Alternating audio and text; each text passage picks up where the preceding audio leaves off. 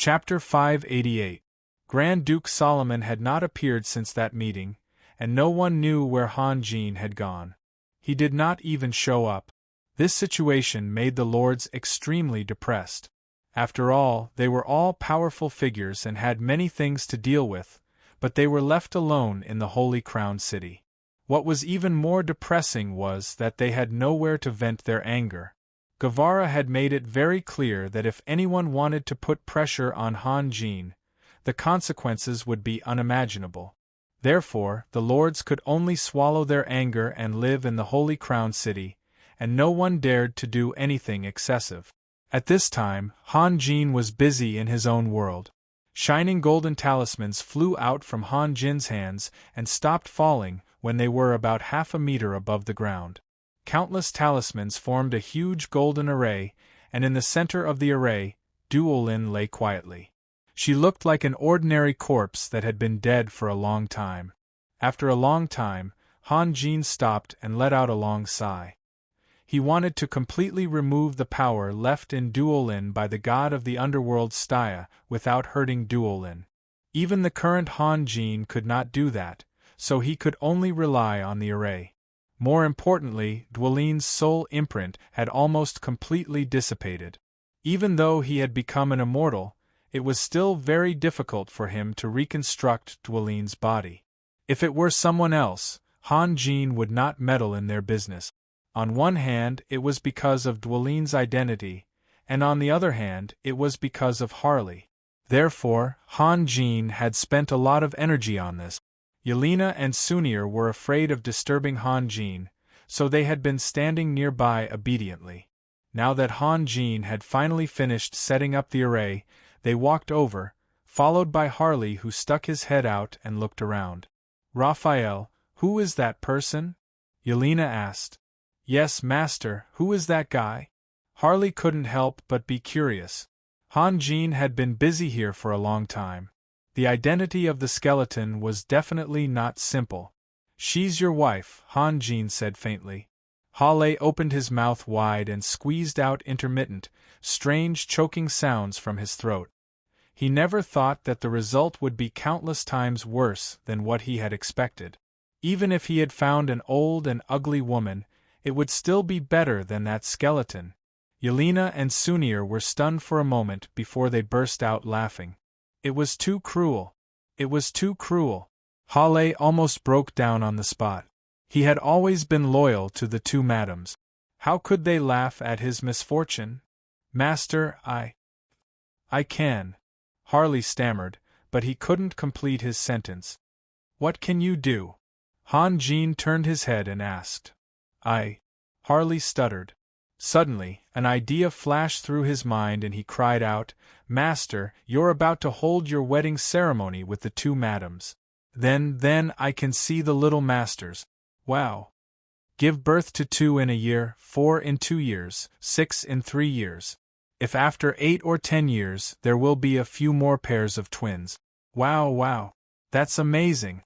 With so many little masters, there must be someone who is considerate and reliable to take care of them. I've decided, master. Before the little masters get married, I, Harley, swear to God that I will never consider personal matters. I'd rather not marry for the rest of my life." "You dare to marry, but who dares to marry?" Yelena said bluntly. "Do you think we're pigs?" Sunir rolled her eyes at Harley. "Oh." Han Jin paused thoughtfully. "You want to return the goods?" No, master, I've spent so much effort to find you a wife, and now you're telling me that you want to return the goods?" Harley immediately withered. He had seen the whole process with his own eyes and knew how much effort Han Jin had put in. If he said he didn't want the goods now, wouldn't he be courting death? At this moment, Harley wanted to slap himself. Why didn't he think of this? Back then, Master had mentioned that there was an undead creature who had the same traces of dark energy as him, and then mentioned that he wanted to find him a wife. It turned out that they were talking about the same thing. To be honest, it's too late. Han Jin's face became serious, and he stopped joking with Harley. His fingers moved rapidly in the air. Wherever Han Jin's fingertips touched, there would be a trace of golden light. A moment later, a giant shining golden talisman appeared in the air. Although Yelena and Sunir couldn't understand the meaning of this talisman, they could feel that it was emitting a majestic aura. The moment it took shape, Yelena and Sunir felt that their heartbeats and blood flow began to slow down. Han Jin took a deep breath and slowly stretched out his palm.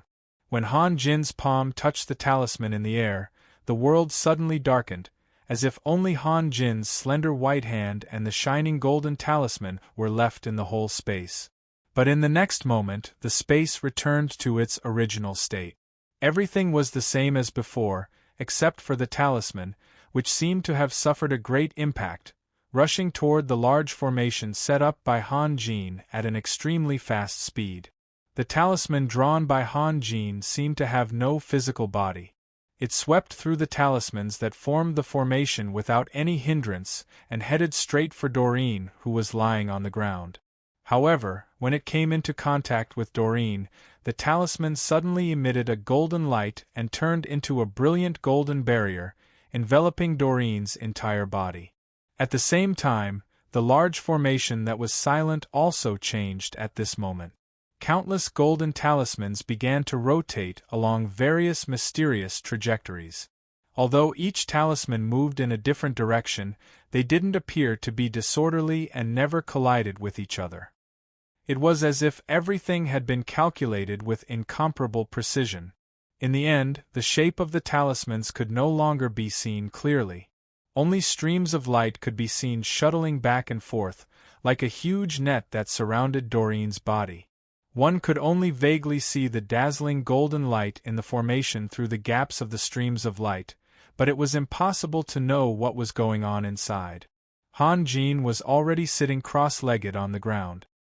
His hands were constantly changing gestures, and from time to time, he would strike a golden light into the formation.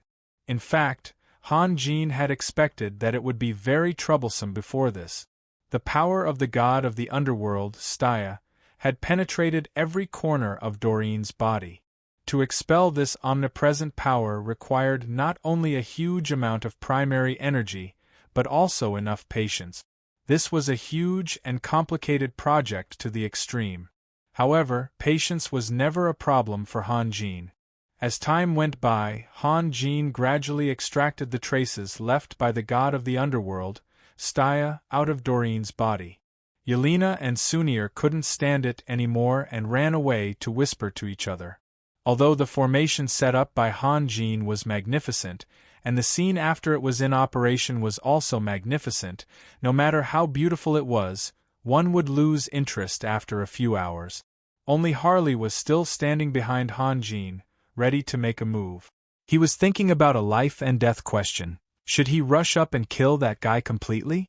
The same formation, in the eyes of Yelena and Sunir, was just a magnificent and beautiful scene. However, in Harley's eyes, there was a mysterious aura everywhere. This kind of inexplicable thing was very attractive to Harley, who was a beginner in Taoism. However, at this moment, he was not in the mood to observe the flow of the formation. The red light in his eyes kept flashing. After a long time, when Yelena and Sunir were about to fall asleep, Han Jin suddenly shouted, "Open!" Before Han Jin's voice died away, the whole formation exploded like a huge bomb. "Sunir, give me a seed of the ancient tree of life," Han Jin said. "Here." Sunir raised her hand and threw the seed that she had already prepared. Han Jin pointed his finger, and the seed, which was the size of a baby's fist, suddenly froze in the air. Then, it slowly fell down. When it came into contact with the flowing golden light, a lush green color grew out of the seed. Han Jin had the idea of killing 3 birds with 1 stone, so he deliberately asked Sunir to ask Lydia for the seed of the ancient tree of life. First of all, Doreen was an elf. If the seed of the ancient tree of life took root and germinated in the formation, it would be very beneficial for Doreen's recovery, and Han Jin would also be able to save a lot of effort. Secondly, He could use the formation to fully activate the power of the seed and let his blessed enclave wear a coat full of vitality. Otherwise, it would be too monotonous. In the end, when the world turned green, it was easier to convince Gaubin, Lydia, and the other elves. In just a few breaths' time, the green sprout had grown into a small tree, and it was still growing. It was as if under the golden light, the flow of time had been accelerated countless times. After a few breaths' time, a towering ancient tree that was 100 meters tall appeared in front of everyone. Ah! Sunir was surprised. The seed of the ancient tree of life was growing very slowly. How could this be? Could it be that Han Jin had also mastered the power of nature? The golden light gradually dissipated, and the towering tree became clearer. The strange thing was that in the middle of the tree, there was a woman wrapped up. Half of her body was buried in the trunk, and only her head and snow-white shoulders were exposed. Sunir's eyes suddenly focused. Her gaze fell on the woman's pointy ears that were exposed in the blonde hair. She couldn't help but be stunned. How could it be an elf? Although Sunir didn't know who was buried there was one thing that everyone present could be sure of, and that was that this person's origin was definitely not simple. Otherwise, with Han Jin's personality, why would he waste so much time on an ordinary person? Han Jin gently shook his sleeves, and a gentle breeze appeared out of nowhere and blew away the female elf's long hair, revealing a beautiful face. Although her eyes were still tightly closed, and without the reflection of the window to her soul, her charm was greatly reduced, but her gentle temperament was enough to make people's eyes light up. Even Yelena and Sunir were stunned. "Harley? Are you satisfied?" Han Jin asked softly. There was no answer. Harley was trembling non-stop, and the joints in his body were making cracking sounds. "Harley?"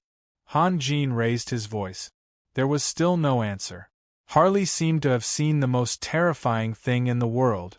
The flickering red light in his eyes condensed into a point, and his body slowly retreated. It was as if the female elf could kill him with a wave of her hand. "Let me help you cross the bridge of helplessness and drink this bowl of mengpa soup." In the midst of his sigh, Han Jin said something that confused Sunir and Yelena. Then he formed a spell, and the golden light that hadn't completely dissipated suddenly surged up from below and hit Harley, shattering him into pieces. In the next moment, the scattered black gas condensed to the center and turned into a round bead. Then, Harley's figure reappeared. "Harley!" Han Jin shouted. Harley was shocked and hurriedly looked at Han Jin. "Master? Go and see for yourself. What do you think of the goods?" Han Jin smiled. "Where is it?" Harley's head turned half a circle and saw the female elf. He hurriedly flew down and stuck close to the female elf, carefully observing her. "Do you have any more questions?" "Hurry up, I have other things to do." Han Jin's behavior today was somewhat abnormal. He actually asked for Harley's opinion. This was something that had never happened before. "What should I have questions?" Harley turned his head. He was obviously frightened by Han Jin's attitude, and his words were somewhat incoherent. Yelena and Sunir both snorted and laughed out loud, but then they quickly held it back. Both of them looked at Harley with strange expressions. Han Jin was both angry and amused. "If you are satisfied, she will be your wife from now on." Harley was stunned at first, but then he reacted and suddenly became excited. "Master, is this really for me? Can you let me take a closer look first? Is it big? Is it perky?" What was even more outrageous was that Harley actually started to peel off the bark as he spoke, as if he really wanted to dig the female elf out of the trunk. With a loud bang, an extremely accurate lightning strike interrupted Harley's imagination. Harley immediately shut his mouth obediently. He couldn't afford to offend anyone here. Even if Yelena blasted him with a semicircle 5 gray grenade, Harley could only endure it, not daring to utter a single word of complaint. I forgot. It shouldn't be big."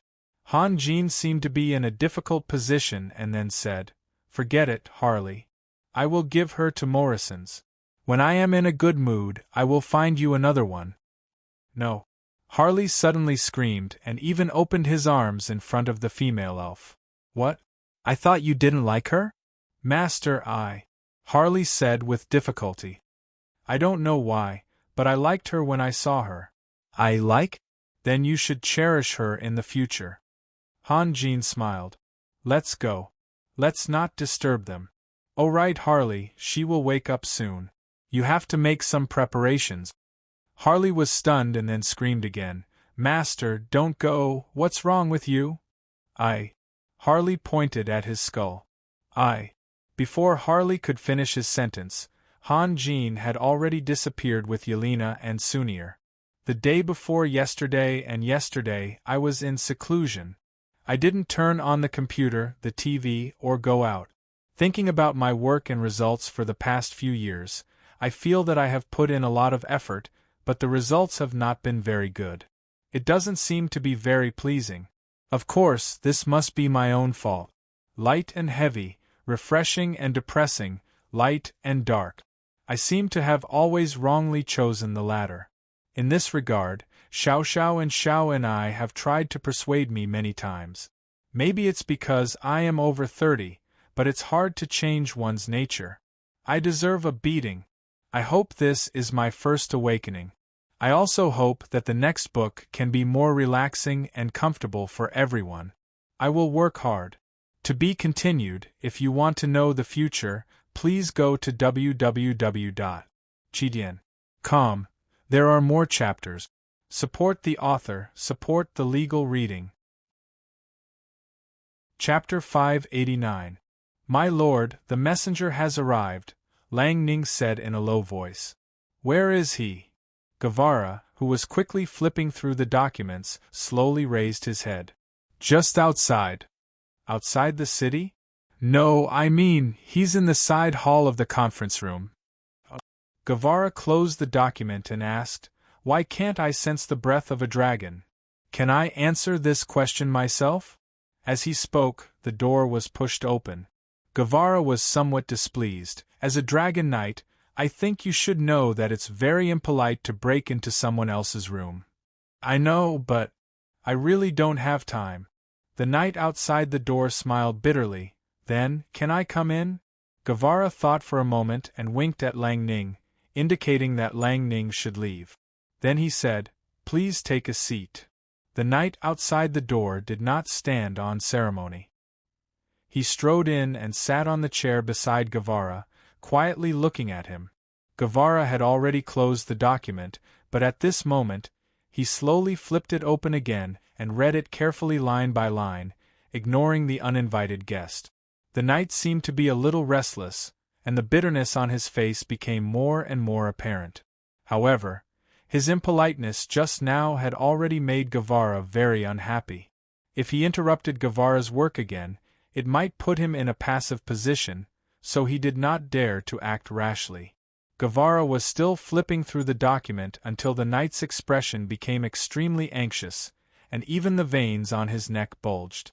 Guevara once again raised his head and asked faintly, You just said, you don't have much time? What do you mean? I've been discovered by Lola. The knight hurriedly stood up. I'm not worried about my fate, but I'm worried that I can't complete the mission given to me by His Majesty. Hearing the name Lola, Guevara's eyes flickered, and then he smiled. What does this have to do with Lola? If you don't want to see any trouble in the Holy Crown City, you should let me see Lord Raphael immediately. The knight forced a smile. This is the Holy Crown City, not the Lola Alliance. Guevara said in a mocking tone, Don't you think too much? The knight shook his head. Sir, you don't understand Lola.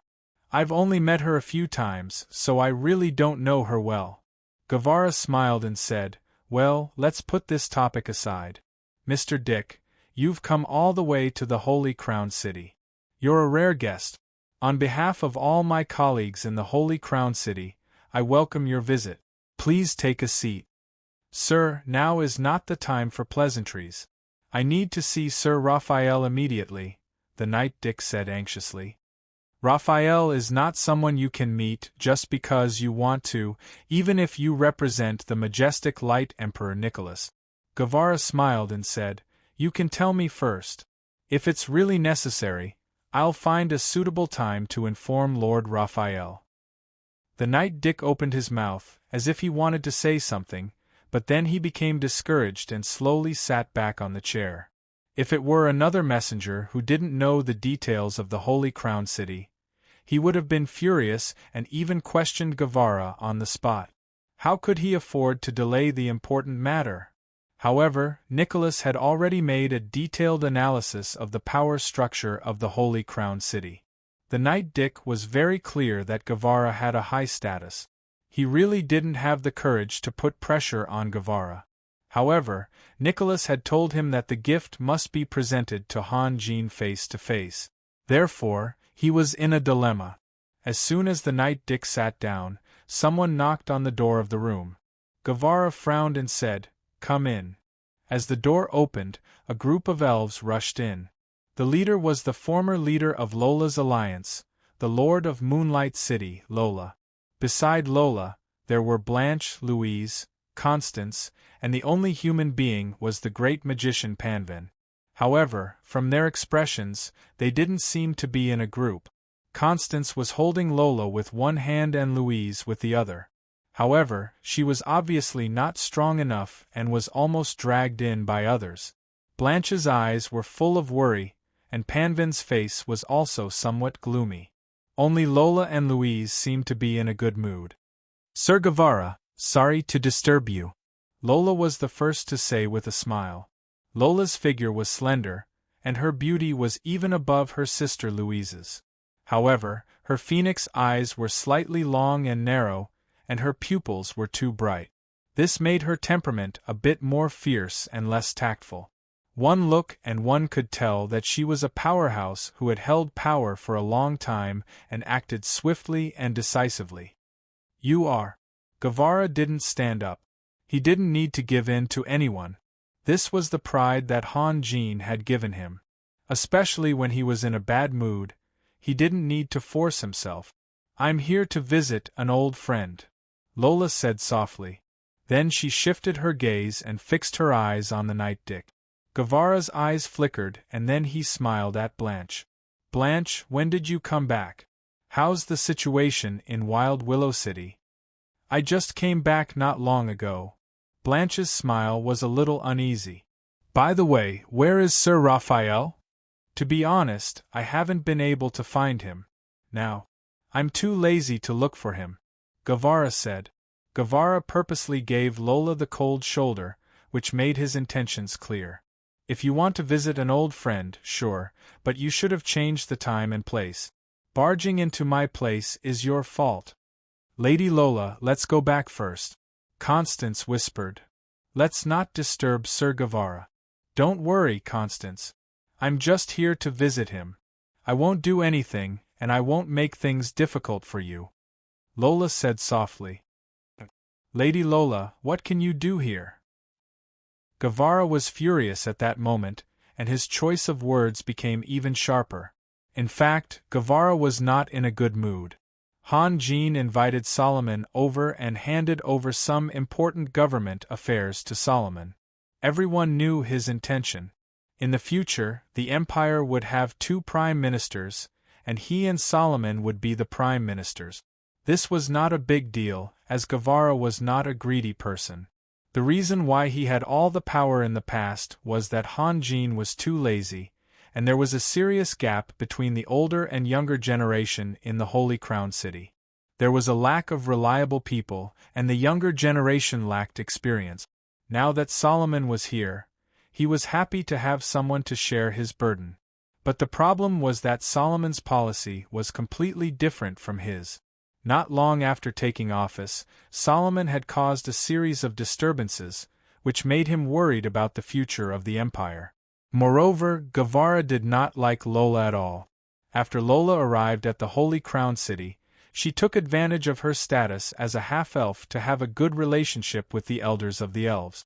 In Gao Bin's words, Lola was a natural socializer who could be friends with anyone. This kind of evaluation was not a good thing. If one could accept anyone, it would first mean that one lacked principles and standpoint. Strong men like Guevara and Gaobin were not nice to people they did not like. Although they would not fall out with them, they would never condescend to them.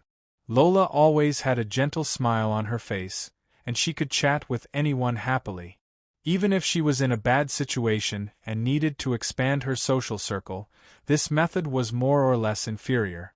If Lola had a choice, it would show her true nature. A jack of all trades, no matter where she went, would not win any respect. Guevara's words made the room quiet.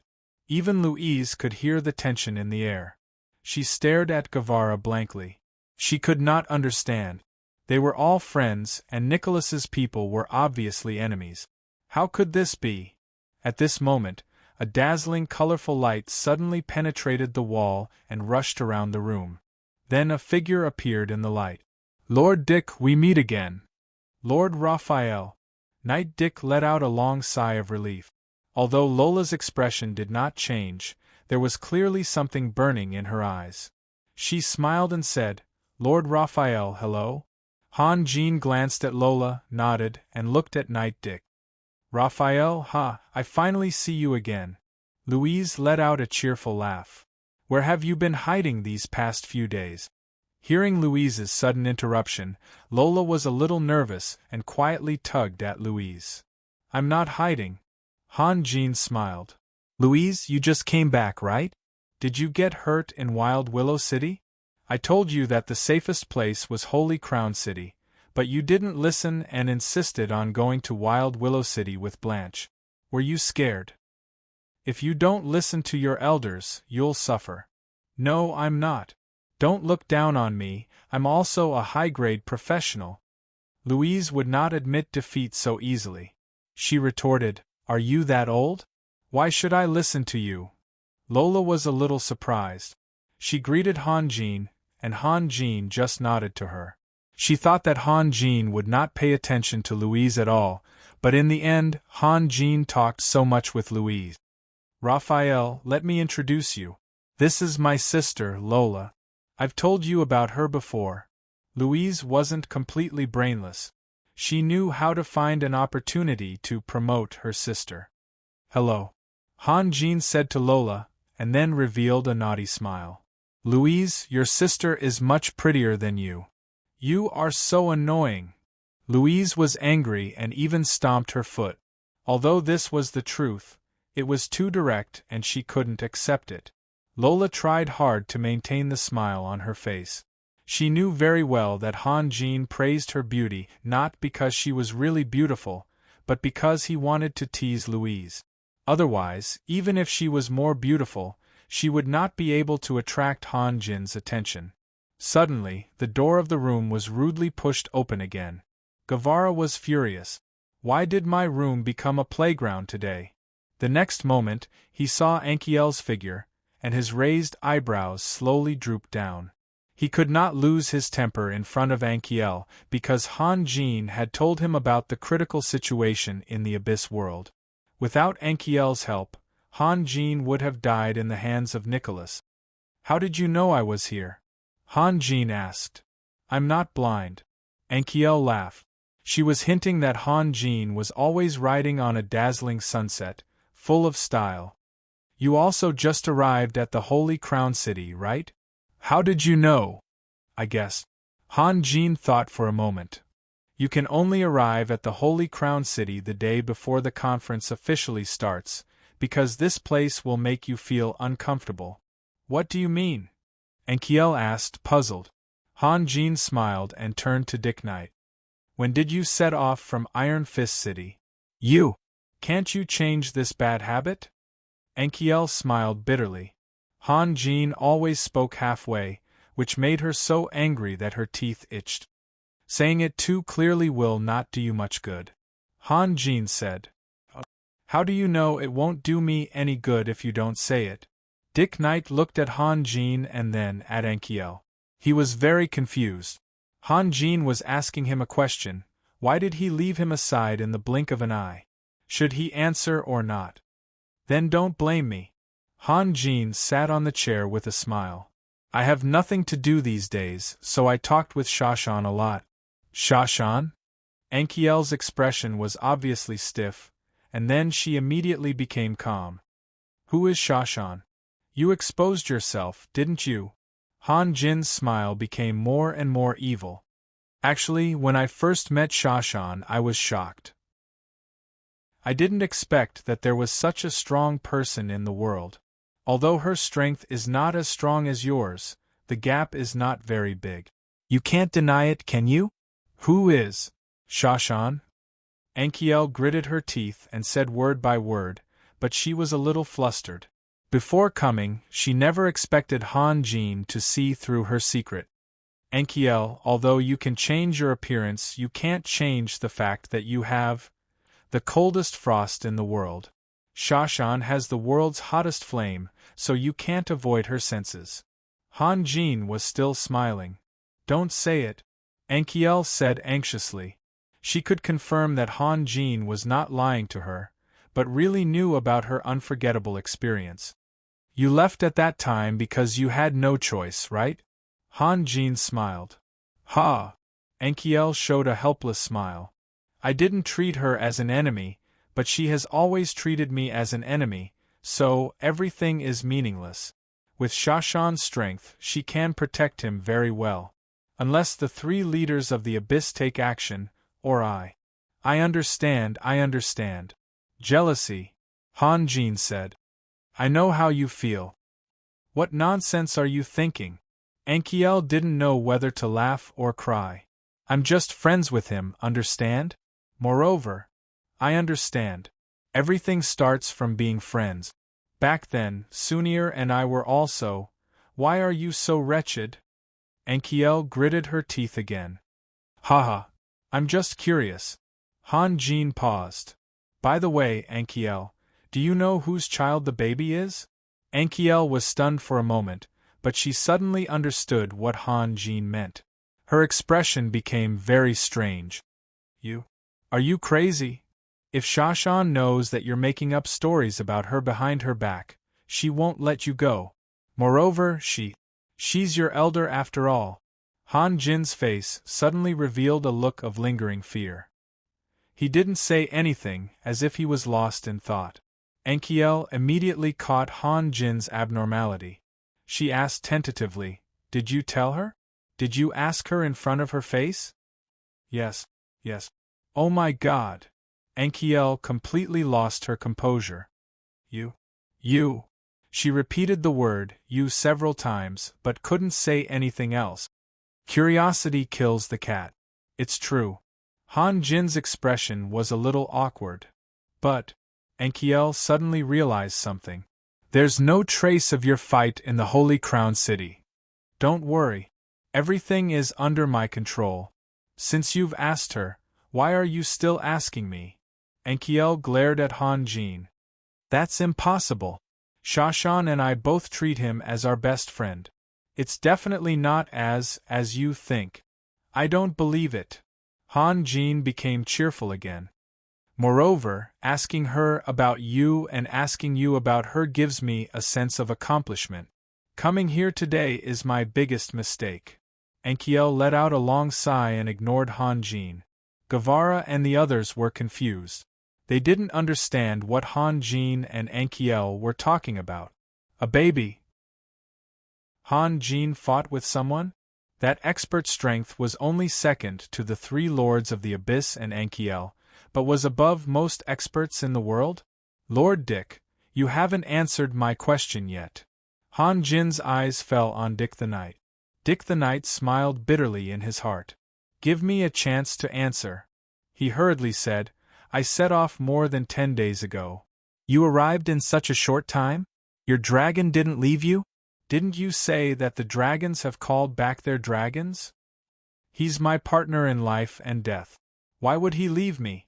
Ankiel, you lied to me. Han Jin immediately pointed the finger at Ankiel. Ankiel had already decided not to answer Han Jin's question, but this matter was very delicate and involved interests. After hesitating for a moment, she had no choice but to speak. Of course, the smell of gunpowder in her words was stronger than Guevara's. Who knows if you're reliable or not? Although I said so, Chazos and the others might not necessarily do as I said. There's always some leeway, so the dragons only called back some dragons. Guevara and the others were dumbfounded. Although Ankiriel's words were simple, he had clearly revealed the future plans of the Golden Dragons. Ankiriel had found a loophole in the other party's plan and immediately questioned him, which made him seem unprofessional, while the other party had told him all the secrets of the clan.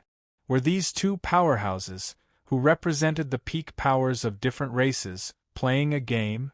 Logically speaking, Han Jin should be furious. The empire was about to be established. How could he allow Ankiel to waver? However, Han Jin raised this issue fiercely and then gently put it down, as if he didn't care about it at all. The next moment, Han Jin's gaze turned back to Dick, who was sweating profusely, and asked, "What did Nicola ask you to do?" "His Majesty asked me to bring you a gift," Dick said respectfully, "and a letter." "Where's the gift?" Han Jin smiled. "Emperor Majestic Light's gift shouldn't be too ordinary, right? Here." Dick took out a long sword case from his space ring and handed it to Han Jin with both hands. Han Jin slowly opened the sword case. Even with his current indifferent state of mind, he couldn't help but be stunned for a moment. He silently looked at the long sword lying inside the case. When Guevara saw the change in Han Jin's expression, he immediately understood that Nicola's gift was definitely not simple. He curiously asked, "Raphael, what is this?" Han Jin reached out his hand and slowly took out the long sword. As soon as the blade formed by the white holy light appeared, it dazzled everyone's eyes. Even the great magician Panven couldn't help but squint his eyes. Only experts like Lola and Guevara could barely maintain their composure. "This is the sword of the Prophet?" Guevara was shocked. "Yes, the sword of the Prophet." Han Jin smiled and said softly, "A long, long time ago, Morrisons and the others regarded me as a prophet. This sword is far more suitable in my hands than Nicola." "A long, long time ago? How old are you?" Ankiel sneered.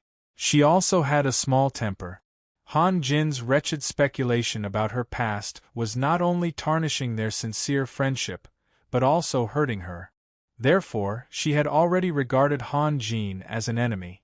She would not let go of any opportunity to attack Han Jin. Knight Dick was holding the empty sword case in a daze. Nicola's letter was in the case, but Han Jin only picked up the sword of the Prophet and ignored the letter. This made Dick feel helpless. "But why did Nicola give me the sword?" Han Jin said softly, "Surrender? Surrender?" Knight Dick would have gone berserk in any other situation. Even if he knew that he was no match for the other party, he would not have hesitated. But before he came, Nicola had repeatedly instructed him. All he could do was take a deep breath and slowly lower his head. With a slightly trembling voice, he said, "Lord Raphael, the letter from His Majesty is here. You will understand once you read it." Han Jin picked up the letter and slowly opened it. There was a string of very simple characters on the letter. The meaning was even simpler. 3 years. Although the characters were very simple, there was a strong murderous aura between the characters. The strokes flowed smoothly, especially the last stroke. It was as if it could go beyond the confinement of the white paper and shoot into the sky. This also showed Nicola's fearless attitude. "I give you the sword of the Prophet in exchange for 3 years. If you agree, wait for me for 3 years. If you don't agree, you can come and find me at any time." Nicola is too confident. Han Jin smiled and shook his head. 3 years, you. Knight Dick's eyes showed a trace of fear. The news that Han Jin had seized the divinity of the underworld god Staya had spread throughout the continent. Nicola also admitted very frankly that at this moment, he was no match for Han Jin. So, if Han Jin did not agree, the future of the Grand Light Empire could be imagined. To be continued. If you want to know what will happen next, please go to www.chazos.com. Chidian. Calm, there are more chapters. Support the author, support the original reading. Chapter 590. What did Nicholas say in the letter? Gavara asked softly.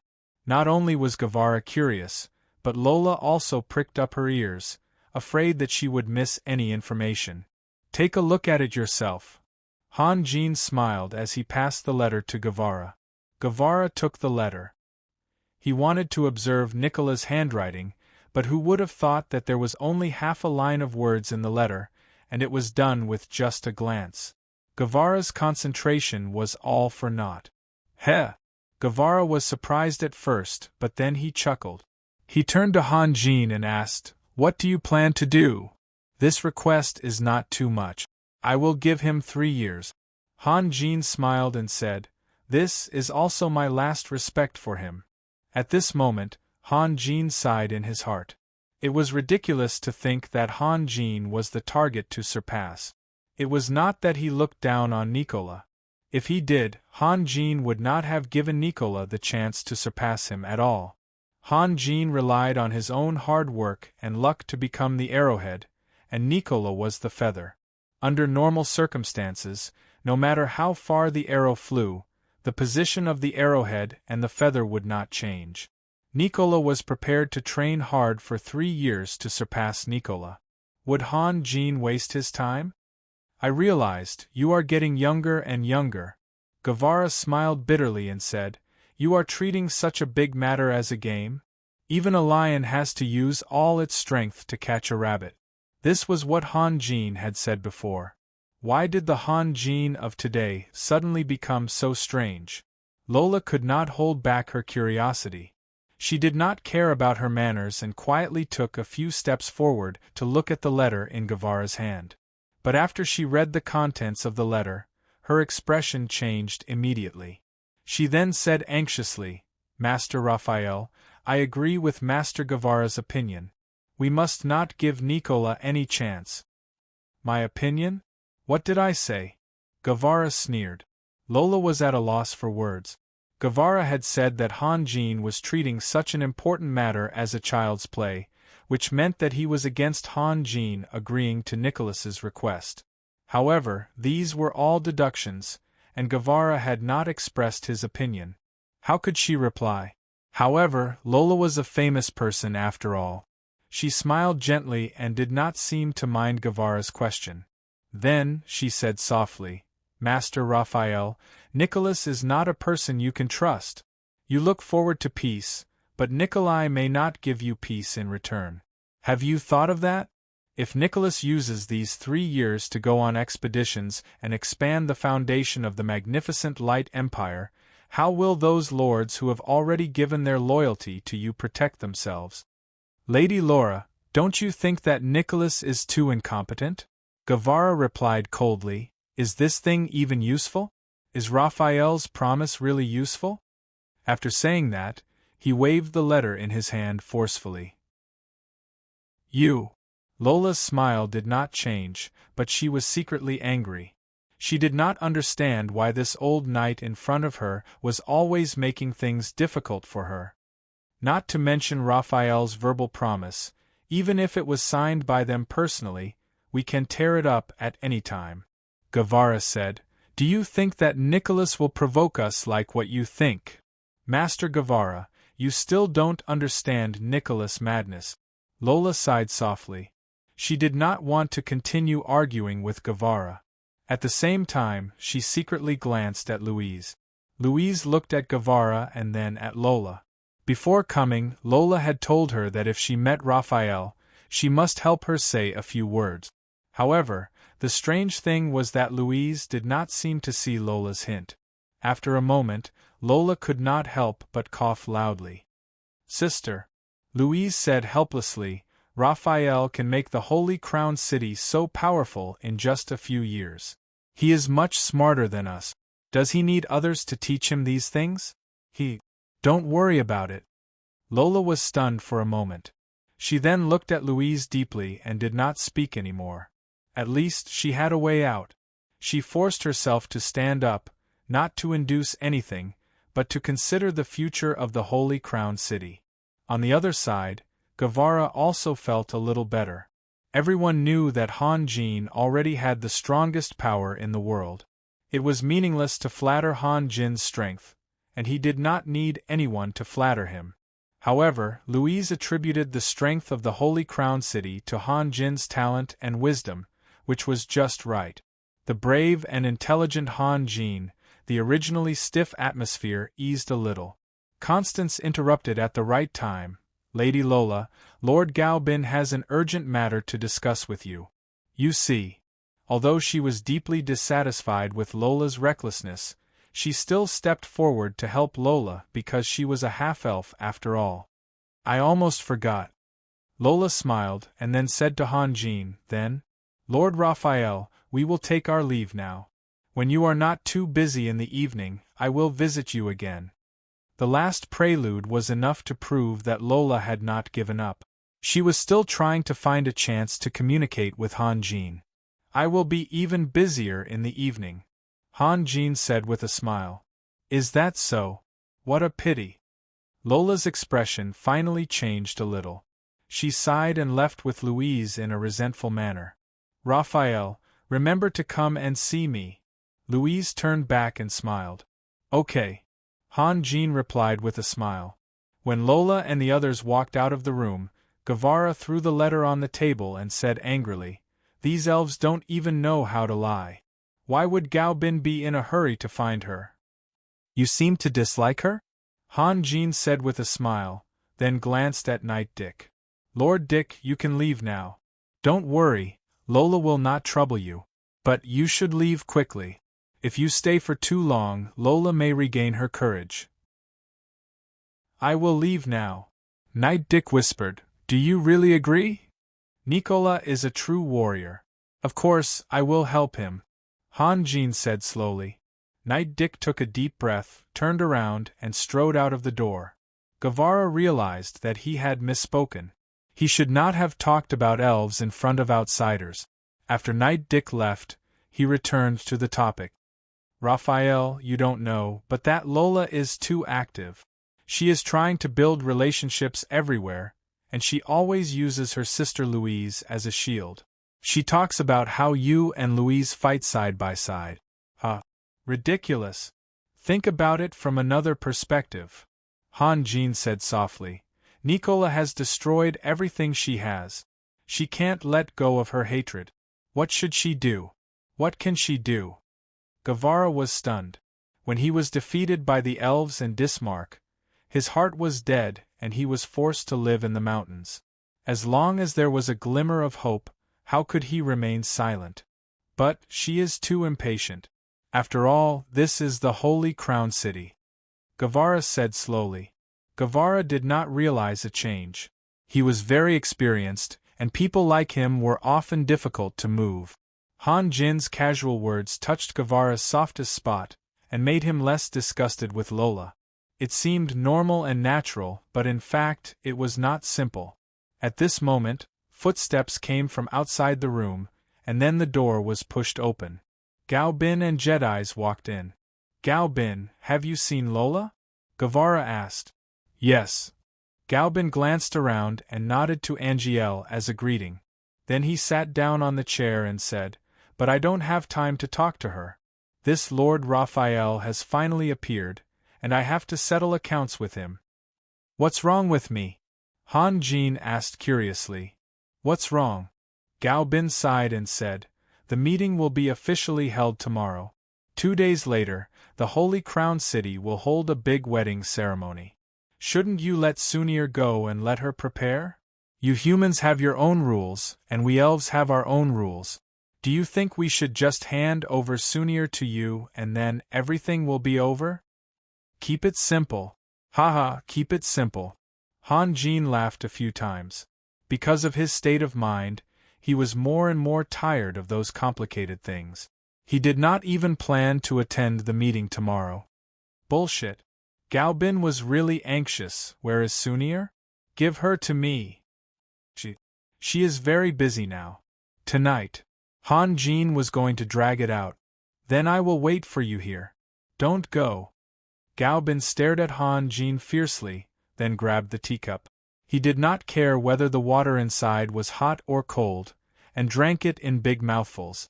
There was a fire in his heart that needed to be suppressed immediately. By the way, Gaobin, let's get married together, Han Jin suddenly said. Puff.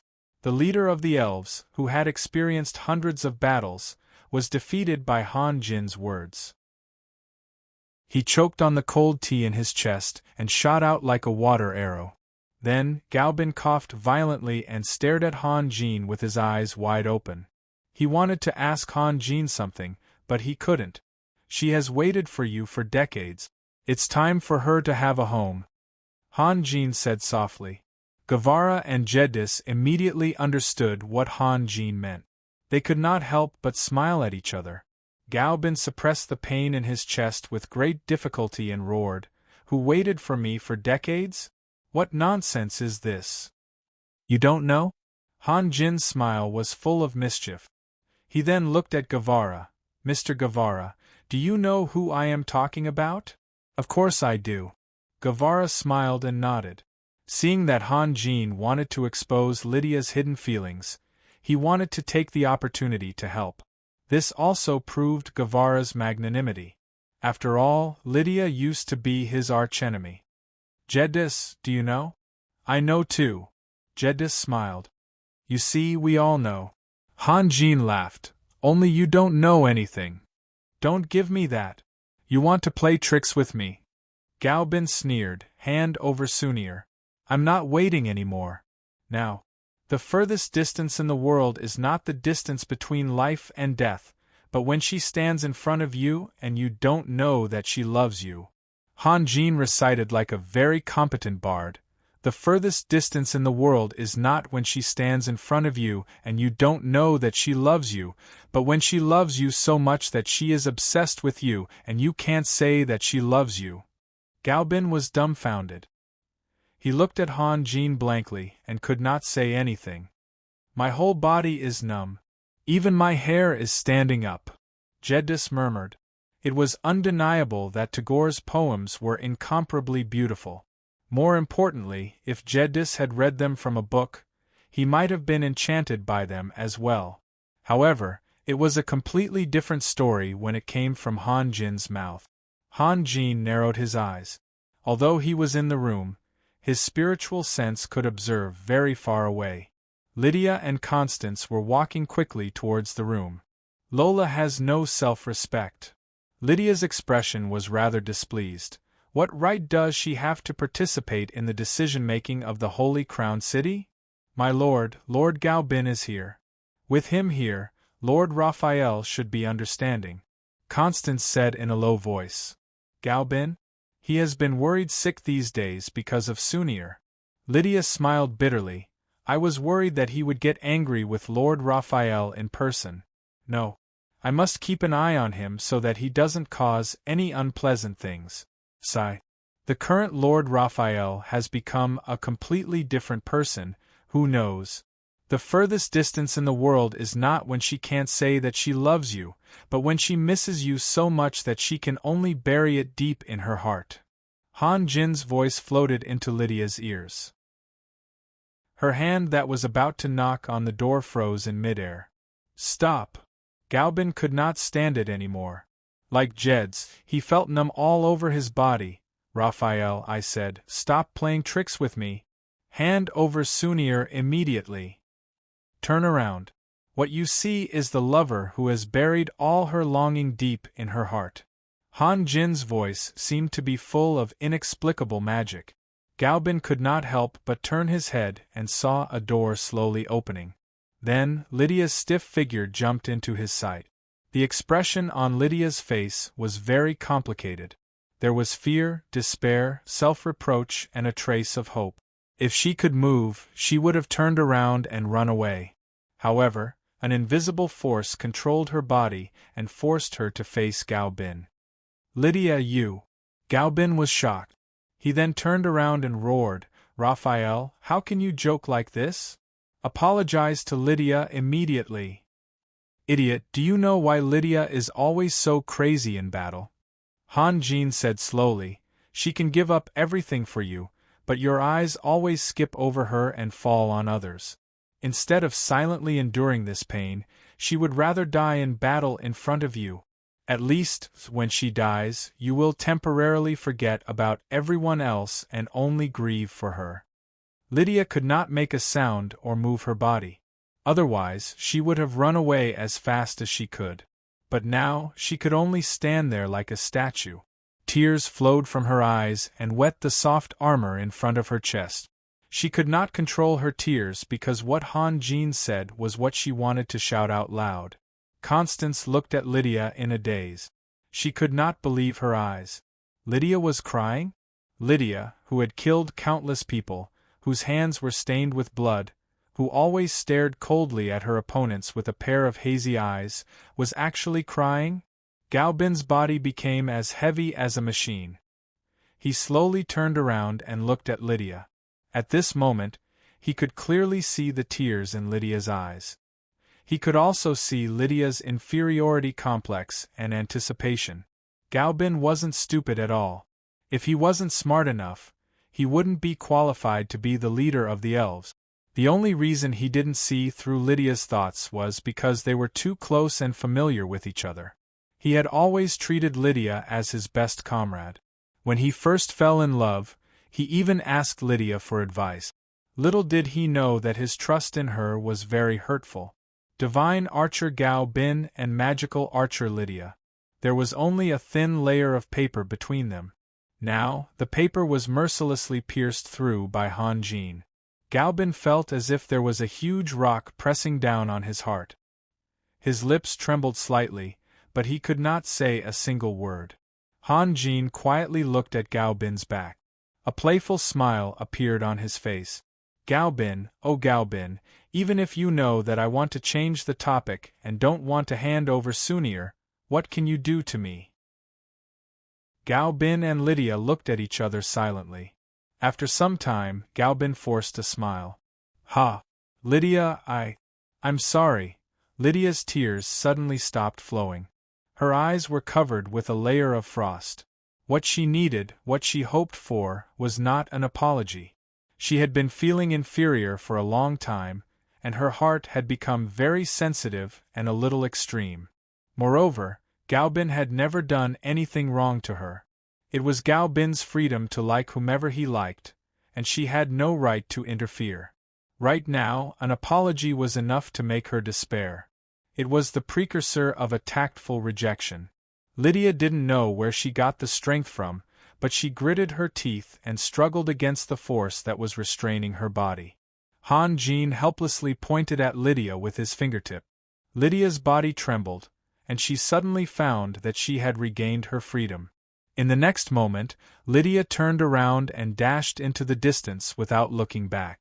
Gao Bin opened his mouth to call out, but he closed it again. He then turned around and glared at Han Jin. "Still not chasing?" Han Jin whispered. "Then I can guarantee that you will never see her again." Gao Bin's face was filled with shock. He did not dare to hesitate. He immediately turned around and chased after Lydia in the distance. After reading the book reviews, I couldn't help but think back to when the Chaos Wargod was first released. At that time I was very conflicted. To be honest, this project was a bit cruel. If there weren't a few Alliance Masters, Elders, wouldn't it be a slap in the face? You said that you worked hard and put in a lot of effort, but that's useless. A sign is a title that can't be erased from your head. It shows your results. I admit that I was very bookish and childish, so I couldn't sit still. However, my luck was really good. Not long after, heroes arrived one after another. Here, I would like to thank all of you heroes and all of you who subscribed to this book. As the saying goes, my food, clothes, and even my future all depend on you. Without your support, I wouldn't be where I am right now. I am truly grateful to all of you. Alright, let's not talk about anything else. By the way, I've already written more than 2.4 million words, and this book will end before 2.5 million words. That number is quite shocking, and I don't want to surpass it either. Chapter 591. After Gao Bin and Lydia disappeared one after another, everyone looked at each other, not knowing what to say. It was supposed to be a good thing, but in the end, no one was happy at all. Moreover, the instigator of this matter was Han Jin, so no one could blame him even if they wanted to. Although they couldn't say anything, they could still take a look. Thus, everyone's eyes were focused on Han Jin. "You don't have to look at me like that." Han Jin shrugged and said lazily, "If no one says it out loud, they will probably continue like this until the day they die of old age. Then you should at least give them some time. If you say it out loud, Lydia won't be able to take it," Guevara said dryly. Guevara coughed and said, "Among all the people present, he was the only one who was qualified to criticize Han Jin. They have been together for a short time, right? I saw it with my own eyes and was anxious in my heart. I really couldn't take it anymore," Han Jin said with a smile. "Hee, I didn't expect you to be able to recite such a beautiful poem," Ankiel said with a smile. "I have always been a talented person." Han Jin looked at Ankiel with a smile. "Only now do you know how to appreciate me?" "You?" Ankiel was somewhat embarrassed. She couldn't answer this question. No matter if she denied it or admitted it, it would create an ambiguous atmosphere. "Ankiel." Han Jin's eyes drifted, and he said softly, "Calm down, you must calm down." "What?" Ankiel didn't understand. At this moment, someone knocked on the door. The knocking was very rhythmic, giving off a feeling of unhurriedly. Ankiel's expression changed slightly, and she hurriedly sat up straight. "Come in," Guevara said. The door was pushed open, and Solomon walked in slowly. He looked around and smiled. "Raphael, it really wasn't easy to find you. Your Holiness, are you also here to find him? This is..." Solomon's gaze fell on Ankiel. "Let me introduce you," Han Jin said. "This is Lord Ankiel, the Frost Dragon." "So it is the Lord of Frost. Hello, I have heard a lot about you." Solomon bowed slightly. "You must be Grand Duke Solomon." "Hello." Although Ankiel's face was unsmiling and unapproachable, she still bowed. Guevara and Jedz were both smart people. They immediately noticed Ankiel's abnormality and couldn't help but show surprise. "Your Holiness, what do you want?" Han Jin asked. "It's nothing." Solomon paused. "Tiffany has arrived at the Holy Crown City." You see, both of them were asking Han Jin for Yelena, but Solomon's method was better than Gao Bin's. Gao Bin acted like a brother-in-law and forced Han Jin to hand over Yelena, while Solomon pushed Yelena's mother to the front of the stage. Yelena was about to get married, and there must be a lot of secrets between the mother and daughter. As for whether Yelena could come back and let the mother and daughter reunite for a short time, it was up to Han Jin. Yelena's cultivation is at a critical stage. Han Jin frowned. "Let's wait until night." "Oh." Solomon's tone suddenly changed. "Actually, Tiffany doesn't have anything important to do. She just misses her daughter." There's no rush. As long as the mother and daughter get together before the wedding, it will be fine. As a father, he loved his children as much as Tiffany. Not to mention the excellent Yelena. He even tolerated his useless eldest son and gave him a chance to correct himself. However, Solomon's level was different from Tiffany's. He would not affect Yelena's future because of emotional ties. Therefore, when he heard that Yelena's cultivation was at a critical stage, he immediately changed his mind. As long as Yelena was well, nothing else mattered. Gao Bin searched for Lydia's figure. His gaze was anxious but also soft. Only now did Gao Bin realize that his gaze had never stopped on Lydia for so many years. What did Lydia look like in the past? Gao Bin couldn't remember. In his memory, Lydia was just a friend, a comrade, or even a brother that he could entrust his life to. Gao Bin had always been unscrupulous when joking with Lydia, as if he had forgotten that Lydia was a woman. This made Gao Bin feel even more guilty. He never dreamed that there would be such a relationship and such a person beside him. How long had he known Lydia? 50 years?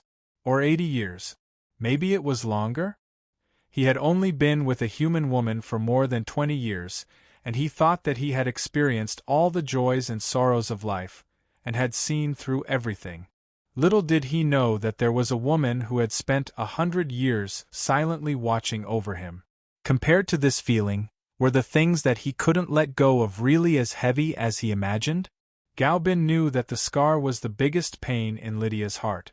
Perhaps for all women, having such a long scar on their cheeks would make them feel inferior. Therefore, even someone as impudent as Galbin would never joke about Lydia's appearance. In the past, when he saw Lydia wearing a veil, Galbin would feel a trace of pity in his heart. He would even make Lydia happy about his pursuit of other women. At that time, it seemed that Galbin had succeeded every time because Lydia would smile happily as he wished. However, when he recalled the past, Galbin wanted to slap himself a few times. Lydia wasn't really smiling.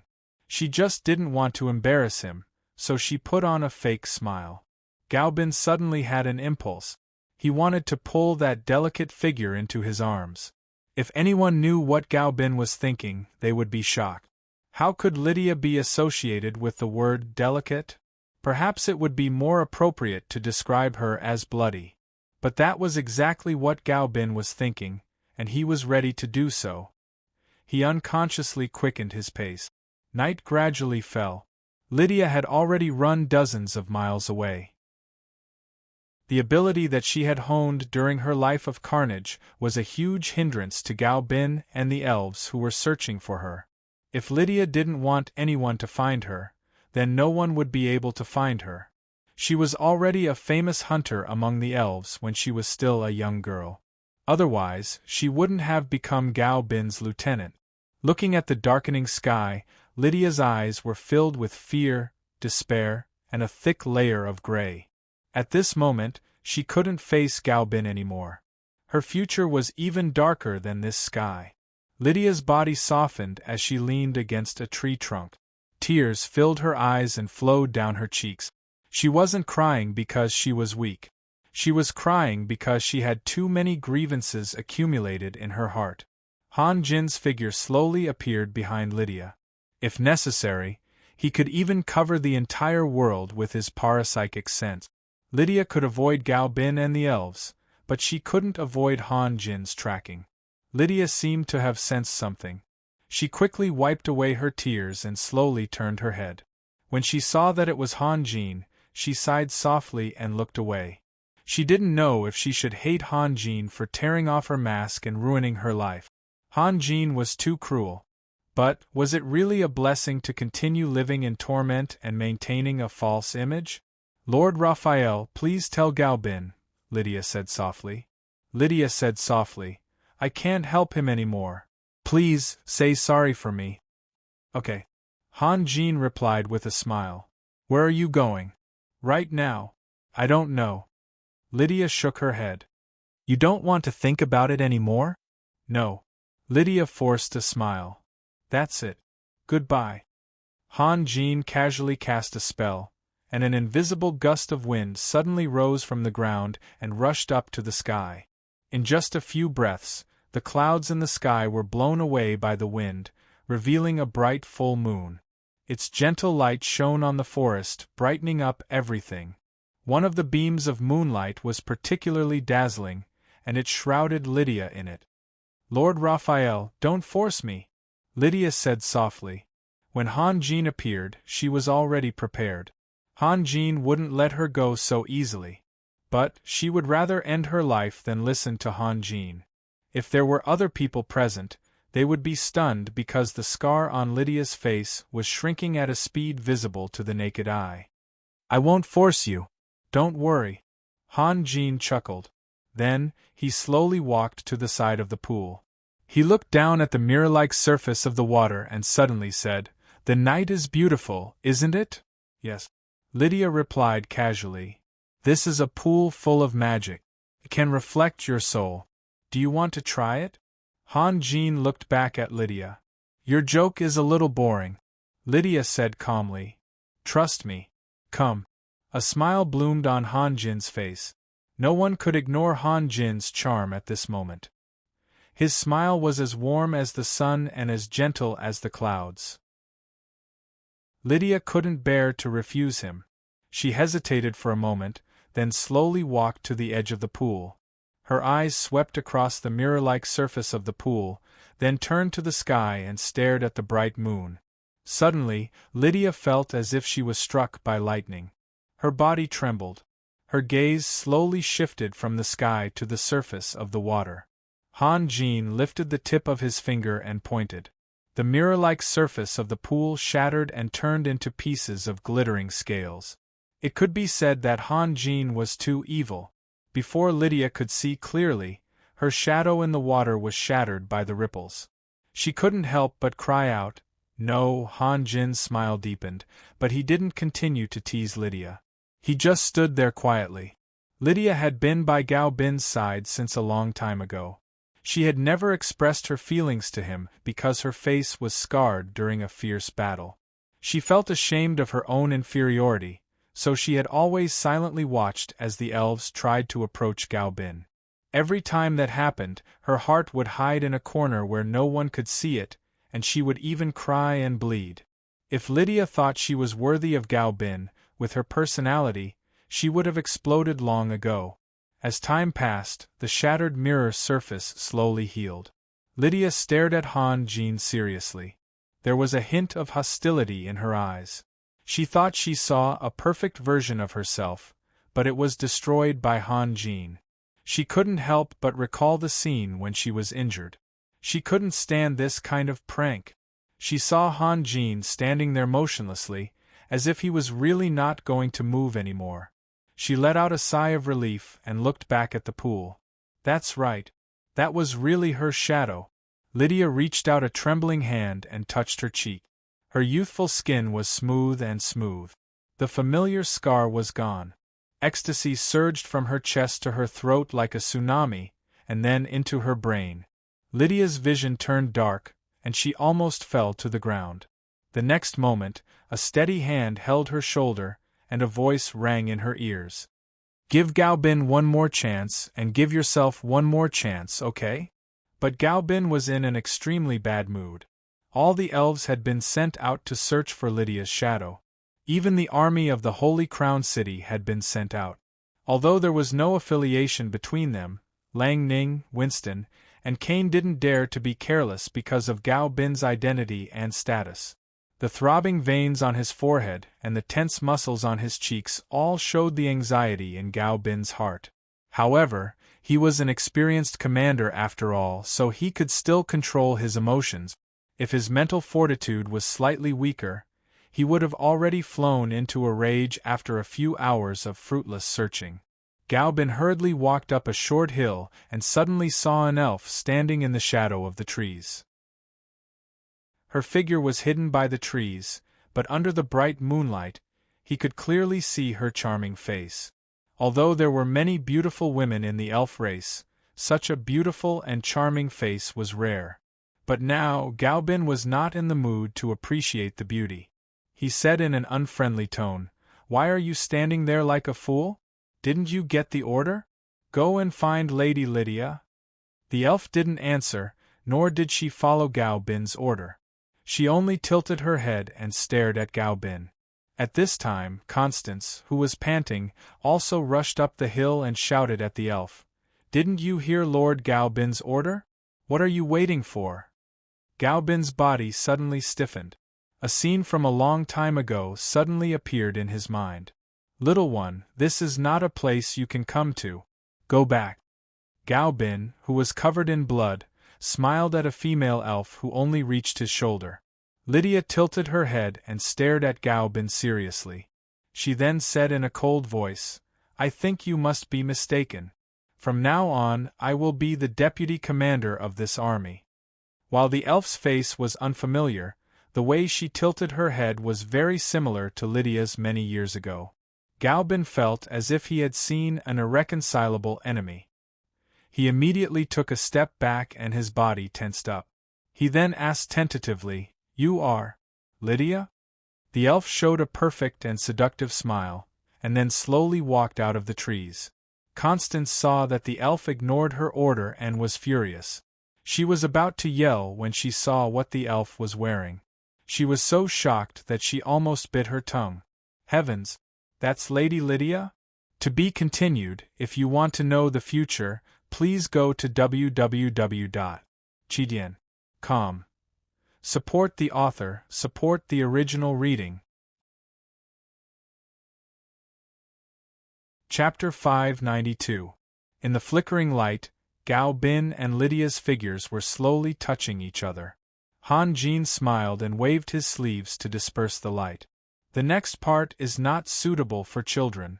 After that, Han Jin looked at Sunir, who was standing beside him. Sunir's eyes were especially bright. She felt Han Jin's gaze and sighed deeply. Her fragrant body softened in Han Jin's arms. She slightly raised her head and looked at Han Jin seriously. Then, she pecked Han Jin's face with her soft lips to express her gratitude. "Trust me, I won't hurt you," Han Jin said softly. "Do you know? Sunir, I see the beauty, kindness, and strength of the elves in you.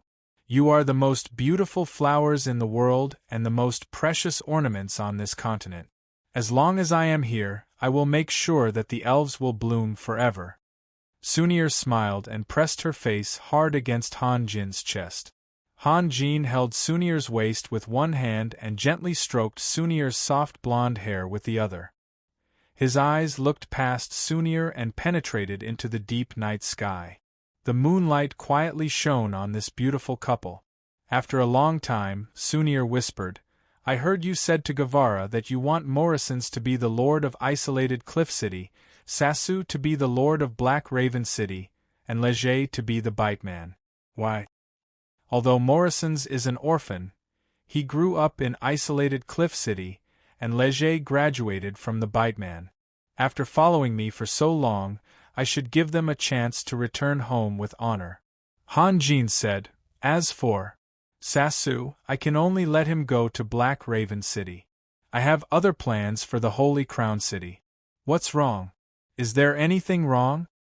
"What I want to say is..."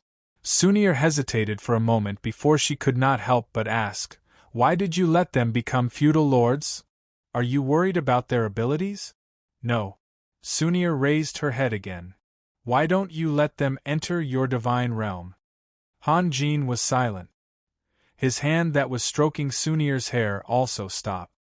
"You said that you could bring me and Yelena into a new world, and even give us eternal power," Sunir said softly. "Then, why don't you help them? Let me tell you a story about viewing the sky from the bottom of a well," Han Jin said slowly. "In an abandoned well, there lived a frog. One day, the frog met a big turtle from the East Sea by the well. The frog boasted proudly to the turtle, 'You see how happy I am here. As long as I was happy, I would jump around the well and play. When I was tired, I would rest in the cave on the wall of the well. Sometimes I would soak my body comfortably in the water. Sometimes I would happily take a walk in the mud." Sunir listened carefully until Han Jin finished the story. Then she said softly, "I know that I, Yelena, Morrison's and I are all frogs in the bottom of a well. The new world you want us to enter is the unfathomable sea that the turtle said. But you should also bring Morrison's and the others with you. It's certainly a good thing to see a wider world." Han Jin smiled. "But, if they just climbed up the well and saw the outside world, I'm afraid that they will be diagnosed with an incurable mental illness. Then they will spend the rest of their lives in self-pity, suffering and pain." Incurable mental illness. Sunir thought carefully about Han Jin's words. She somewhat understood, but at the same time, she did not. "Yes." Han Jin nodded. "This road is not easy to walk. Since ancient times, there have been countless amazing masters, but how many of them can break through the final barrier?" "You mean they can't?" Sunir asked in surprise. "Talent, aptitude, comprehension, courage, perseverance, and luck are all indispensable." Han Jin said slowly, "I gave Morrison's Nicholas's experience. This is also my test for him. Although he is improving very quickly, to become a real superclass master, he will need at least 10 years of hard work. Yes, Sunir replied. She basically agreed with Han Jin's evaluation of Morrison's. Morrison's did not slack off. In order to catch up with me and all of you, he was very, very diligent. Han Jin was silent for a moment. This is his limit. There are some things that I can't replace him in. Without talent, aptitude, and more importantly, perception, even if he walks on this road, he will not be able to escape the fate of dying halfway. You're giving up on them just like that? Of course not. Han Jin slowly said, let them drift in the world of mortals. One day they will feel tired and their lustful hearts will calm down. When that time comes, I will bring them into the realm of the gods. Then it will depend on their own fortune and luck. Sunir did not say anything else. She used her fingertips to draw circles on Han Jin's chest. Why did you suddenly mention them? Han Jin asked with a smile. I'm afraid. Sunir said softly. Didn't you say it before? At the last step, we will have to face it ourselves. You can't help us. I'm worried that you will be too lonely. You need someone to accompany you. Tell me the truth. Han Jin looked at Sunir quietly. His clear eyes seemed to have the power to see through people's hearts. Sunir bit her lip slowly. She glanced at Han Jin and said in a low voice, these days, you have done a lot. You even made arrangements for Morrison's and the others. I feel. Sunir could not continue. You feel like I'm making arrangements for my funeral? Han Jin laughed. You're afraid that I won't come back? Sunir nodded vigorously. Then, she looked at Han Jin without blinking. Sometimes you think too much. Han Jin lowered his head and kissed Sunir's warm lips lovingly. Do you want me to do nothing? Don't use this method to brush me off. Sunir said coquettishly. Anyway, I know that you must have something important to do. Is it Archangel Alpha? It's not him. Han Jin shook his head. It won't be long before this world won't be able to accommodate me. Won't be able to accommodate you? Sunir was surprised. Just like the gods in the Age of Gods, I will leave sooner or later. Where are you going? Sunir asked blankly. Where did the shrewd Sunir go? Han Jin chuckled. I promised that I would always be by your side. Where else can I go? Of course, I'm going to hide in my divine domain. Hearing this, Sunir let out a sigh of relief. Then, she rolled her eyes at Han Jin. Why didn't you say so earlier? You made me worry for nothing. My progress is too fast. My foundation is a bit unstable. It's time to stop and rest. Han Jin said slowly. This will take a long time. I can wait for you. But before that, I have to deal with Alpha first. I won't let you down. Sunir paused. Then, she said, when are we going to Wild Willow City? Why are we going there? Don't play dumb. Sunir said with dissatisfaction. Didn't you say that you had to move the ancient tree of life to your divine domain? Aren't you afraid that I'll hurt you elves? Han Jin said with a smile. Why are you suddenly more anxious than me? Sunir was speechless for a long time. When she first heard that Han Jin wanted to move the ancient tree of life, she really couldn't accept it. But as time passed, she thought of many things. What if, like what Han Jin said, the ancient tree of life sent down an oracle? What should she do? If the oracle asked the elves to attack Raphael, what should she do? Although the probability of that happening was very small, she didn't want anything to destroy her current happiness. Moreover, she saw every change in the divine domain. She was more and more convinced that it would definitely become a paradise for the elves. Seeing that Sunir didn't answer, Han Jin said, in a few days. Grand Duke Solomon promised me that he would personally talk to Big Brother. My brother's temper is very stubborn. Once he has made up his mind, no one can persuade him. Sunir said with a distressed tone. It might be useless for others, but if it's Grand Duke Solomon, it should be able to persuade him. Han Jin said. Raphael, how about? Sunir's mind flashed. She suddenly thought of an idea. What? Let's capture Lydia and bring her to the divine domain. This way, Big Brother will definitely chase after her. You! Han Jin was stunned for a moment. Then, he laughed and said, No need to go through so much trouble. I'll directly capture Big Brother. If Gao Bin knew what Sunir was thinking, he might be so angry that he would vomit blood. Of course, this kind of extroversion made Han Jin very happy. This was what it meant to be considerate. That's right. Sunir thought seriously. The more she thought about it, the more she felt that it was feasible. With Han Jin's current strength, he could even capture elves in batches and bring them to the divine domain. She suddenly understood that when Han Jin talked about moving the ancient tree of life, there was no need for him to ask for her approval or help. The only reason he told her was because he cared about her feelings. Thinking about her reaction at that time, Sunir felt guilty. Perhaps Raphael was right.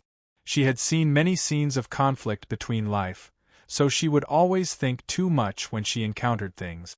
Not only did she hurt herself, but she also hurt Raphael. I'm sorry, Sunir said in a low voice. Sorry? Han Jin looked surprised. What's wrong with you? At that time, I shouldn't have questioned you. Sunir had the courage to admit her mistake. You know you're wrong? Very good. Han Jin chuckled. In the future, you must remember 2 rules. What rules? First, I'm always right. Second, if I'm wrong, please refer to the first rule. You. Sunir was angry and amused at the same time. What kind of **T rule was this? It was too shameless. To be continued. If you want to know what will happen next, please go to www.chidian.com. There are more chapters. Support the author, support the original reading. Chapter 593. When the sun slowly rose from the east, a meeting that included almost all the forces on the continent finally began. The host of the conference was Guevara. As soon as he appeared, Guevara's gloomy face gave everyone an ominous premonition. It also added a layer of oppressive color to the atmosphere of the conference. The next to enter the stage was Grand Duke Solomon. This star of magic who had been famous for a long time seemed to be in high spirit. As soon as he entered the stage, a low murmur of discussion could be heard from below. There was no such thing as an impenetrable wall in the world. Although Guevara had taken precautions immediately, some of Solomon's words were still leaked out. If he could express his stance without any scruples, Solomon would most likely become the public enemy here. Then, Enkiel and a group of elders and guardians of Dragon City and Dragon City appeared. Who on the continent didn't know about Han Jin's hobby? The number of dragons that had died in Han Jin's hands was not a small number. Even though it was the dragon emissary sent by Enkiel who had informed them of the meeting, some of them still misunderstood that the dragons wanted to use this meeting as an excuse to launch a counterattack. Those with ulterior motives sat there excitedly, waiting for the show to begin. If Han Jin hadn't obtained the divinity, perhaps 2/3 of the people sitting here today would be missing, or even more. Although the continent had been in chaos for years, the structure of the forces was basically stable. Except for the rapidly rising Nicholas and Han Jin, most of the regions were in full swing, but it was difficult to determine the winner. Until now, those who could still lead a region were all powerful. It wasn't difficult to gain some advantages in local battles, but it wasn't so easy to completely swallow the other side. Chasam of Cold Shadow City, although he could have taken over Depew City long ago, he didn't do it because it meant that he would have to face Han Jin's Holy Crown City directly. Some lords had been quietly accumulating their strength and keeping a low profile to avoid becoming enemies with powerful forces, but in fact, their strength was not to be underestimated. Therefore, although the situation on the continent seemed to be chaotic, in reality, it was just one powerful individual occupying an area, dividing the continent into countless small pieces. Under such circumstances, Nicholas's rapid rise had already caused a sense of crisis to rise in the hearts of the lords.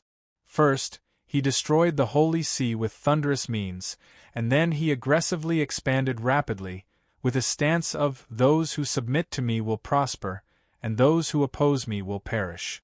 Facing the Grand Light Empire's cavalry, even Laura's alliance couldn't resist, not to mention those small feudal lords with only a few 100,000 soldiers. However, before the people could recover from the shadow of Nicholas, Han Jin, the new monarch with the divine personality, had appeared again. Inevitably, the lords began to worry.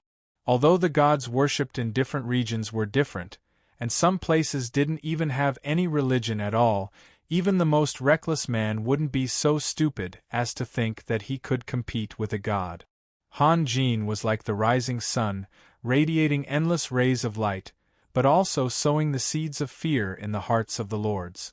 Therefore, they all came, and they were very eager to be the first, fearing that they would be used as an excuse by Han Jin to attack them if they were slower than others. But at the same time, they also had the intention to wait and see. The reason why they came to this meeting was to leave a way out for themselves. If the legend was true, then it would be a good way to express their sincerity. But if the legend was false, then sorry, everyone would just mind their own business and mind their own business. In this case, the appearance of Ankiel leading the dragons was equivalent to a shot of adrenaline to the trembling small feudal lords. After all, many of them didn't even know what Han Jin looked like, let alone have any enmity with him. Even if Han Jin were to attack them, it wouldn't be their turn to attack. The dragons also had a reason to retaliate. After all, those who died were all golden dragons, not ordinary magical beasts. Besides, the dragons had always been strong and had left a deep impression on the people. Therefore, those who were eager to make a move and wanted to do something were now sitting there quietly. With the dragons as a big enough shield in front of them, why would they need to do anything? The mentality of humans was sometimes very strange. For some weak existences, even if it was just for some insignificant matters, there would always be people who would bully them to show their strength. In the face of those who were strong, they would bow their heads and submit to them. At the same time, they also hoped that someone would come out and beat them to the ground. Although there was no real benefit to these people, this was indeed their true thoughts deep in their hearts. There was never a lack of people who would stand aside and watch the show, but there were very few who would dare to step forward. The feudal lords present all had different thoughts, but the only thing they had in common was that no one dared to do anything out of line. At this time, it was not a wise decision to be the first to step forward. No one who could sit here was an idiot, and no one would do anything that would bring trouble to themselves. However, in the end, the feudal lords couldn't suppress the curiosity in their hearts anymore. This was because Jedis, Glyn, and the others who appeared one after another had already filled up the seats on the viewing platform. Han Jin didn't appear, which was a little too strange. No matter what, Han Jin shouldn't let go of this opportunity to establish his power in front of all the feudal lords of the continent. Although they were curious, no one dared to ask. Guevara's expression had fully expressed his feelings at this moment, and no one wanted to touch this bad luck. In fact, this couldn't be blamed on Guevara. He had experienced many ups and downs and had seen all kinds of storms. Logically speaking, he shouldn't have shown such an inappropriate expression, which would cause the feudal lords to make the wrong judgment. However, Guevara really couldn't suppress the anger in his heart. In such an important occasion, Han Jin actually said that he wouldn't be attending? This was outrageous. Who was he working so hard for? Wasn't it all for Han Jin? But at the moment when the Empire was announced, as the Emperor, Han Jin was not present. Was there anything more ridiculous than this? Glyn and Jedis, who were sitting next to Guevara, were also somewhat helpless. Just before the start of the conference, Guevara suddenly made an outrageous decision, which was to remove the seat that originally belonged to Han Jin. When they first heard the news, everyone was shocked. How could he do this? But no matter how much they tried to persuade him, Guevara was stubborn. They couldn't do anything about this old man that Han Jin had always respected. Jedis and Glynn had no choice but to look for Solomon.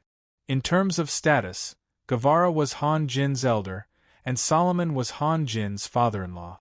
Their status was about the same, and it was most appropriate for Solomon to persuade him. However, what was even more outrageous was that after Solomon heard the news, he only smiled and said that he understood, and didn't say anything else. Thus Han Jin's seat was really removed. Glynn and Jedis were full of complaints, but they had nowhere to vent them. They sat there feeling uncomfortable all over. Without Han Jin, what was the point of holding this conference? But the lords were already here, and they couldn't tell them that Han Jin wasn't here, so they could all go back first. On the other hand, Grand Duke Solomon seemed to be indifferent, as if it was normal that Han Jin wasn't here. He also didn't care about the few faintly hostile gazes that were directed at him from below.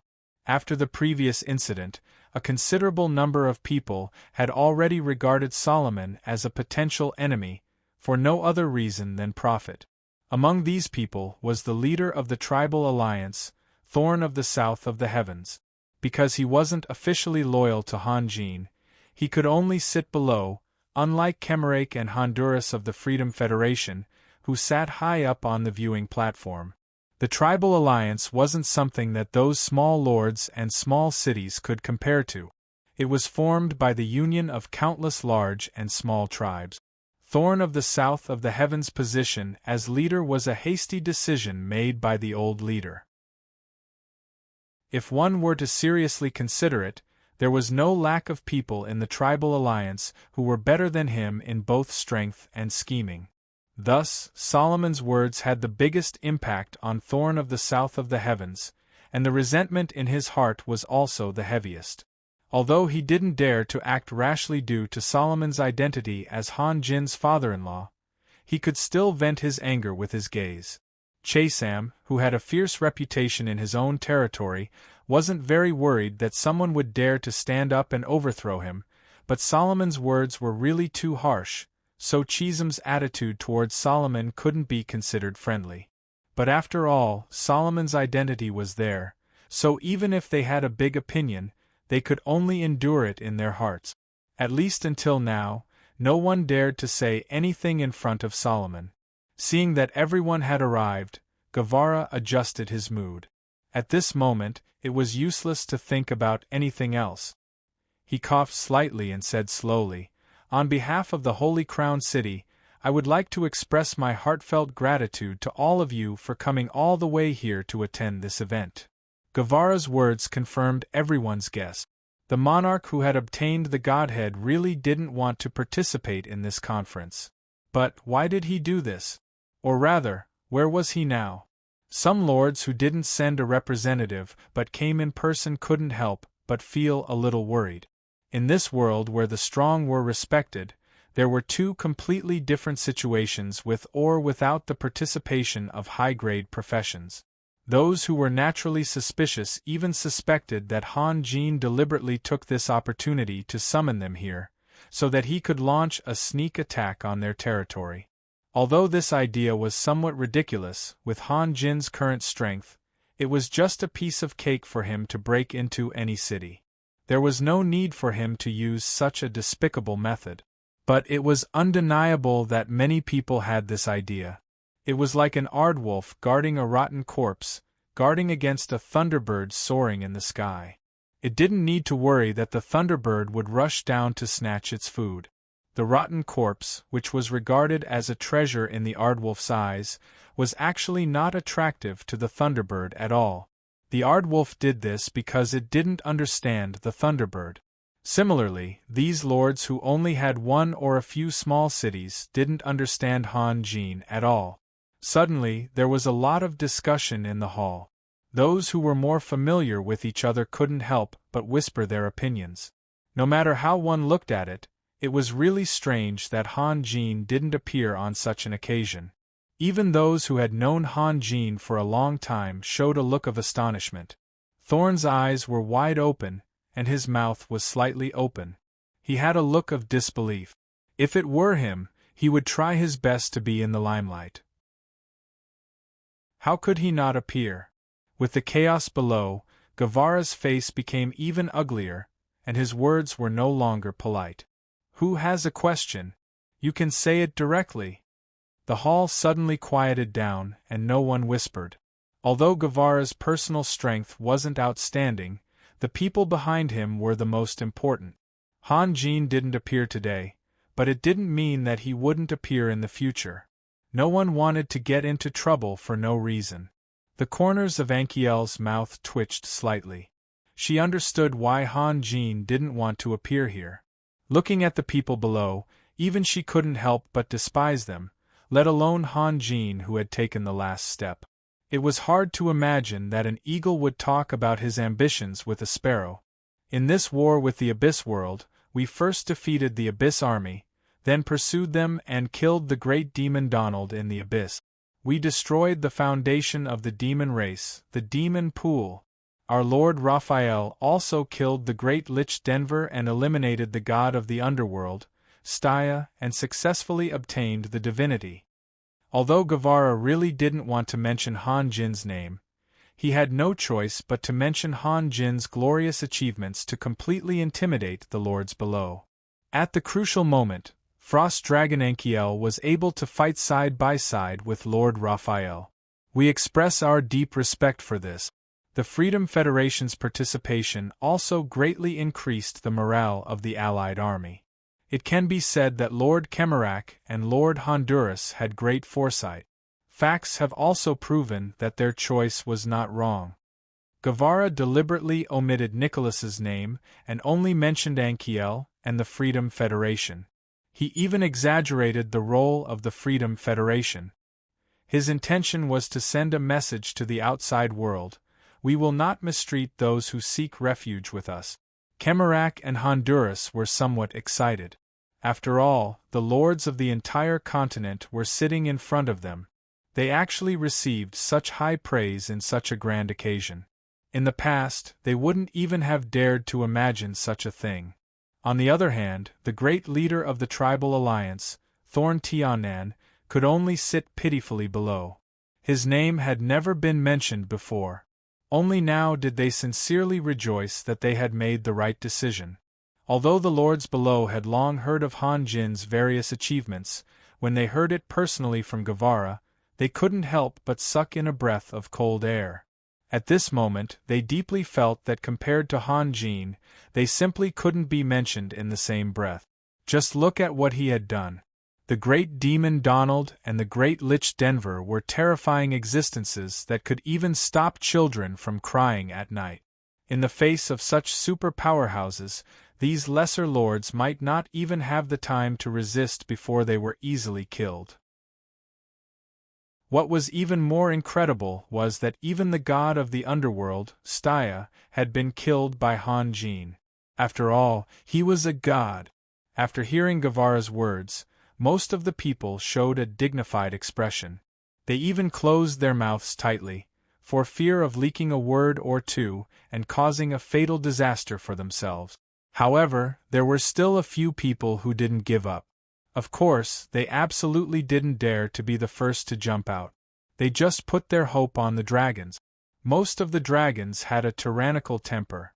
Once the Holy Crown City and the dragons were really at loggerheads, they might have a chance to fish in troubled waters and gain some benefits for themselves.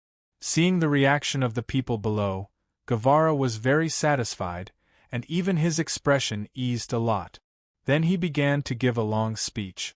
The seemingly meaningless words revealed the same message all the time, that was, since the alliance had been established, it would not stop at the northeast region. It was only a matter of time before it would expand and even unify the entire continent. As for where to go from here, it was better for all of you to make a decision as soon as possible.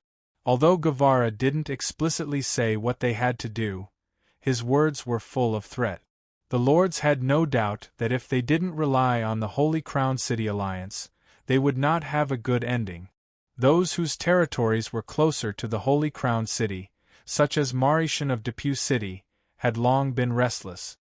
He, who was struggling to survive in the cracks, was no longer as ambitious as he used to be. The rise of Han Jin was actually a good thing for him, but the key point was that he couldn't even find someone to be loyal to. After all, Mauritian was a lord, a figure above all the people in Depew City. Even if he had to bow his head and surrender, it should be in front of Han Jin. How could he be loyal to Guevara, a has-been Dragon Knight? Many people had the same idea, especially the lords in the remote areas. Anyway, Han Jin couldn't reach them for the time being, so they just submitted to him on the surface. However, they were also powerful people, so it would be better to be loyal to Han Jin. After all, he was an existence that could kill gods. It was not shameful to submit to such a person. But Guevara was different. He was only qualified to represent Han Jin, not Han Jin himself. Moreover, the lords present hadn't taken any action yet. If anyone jumped out at this time to pledge allegiance, he would only be despised by the others. What was the difference between him and a clown? Guevara was infuriated when he saw the hesitant look on everyone's face. In his original plan, he was supposed to use this conference as an opportunity to subdue most of the lords.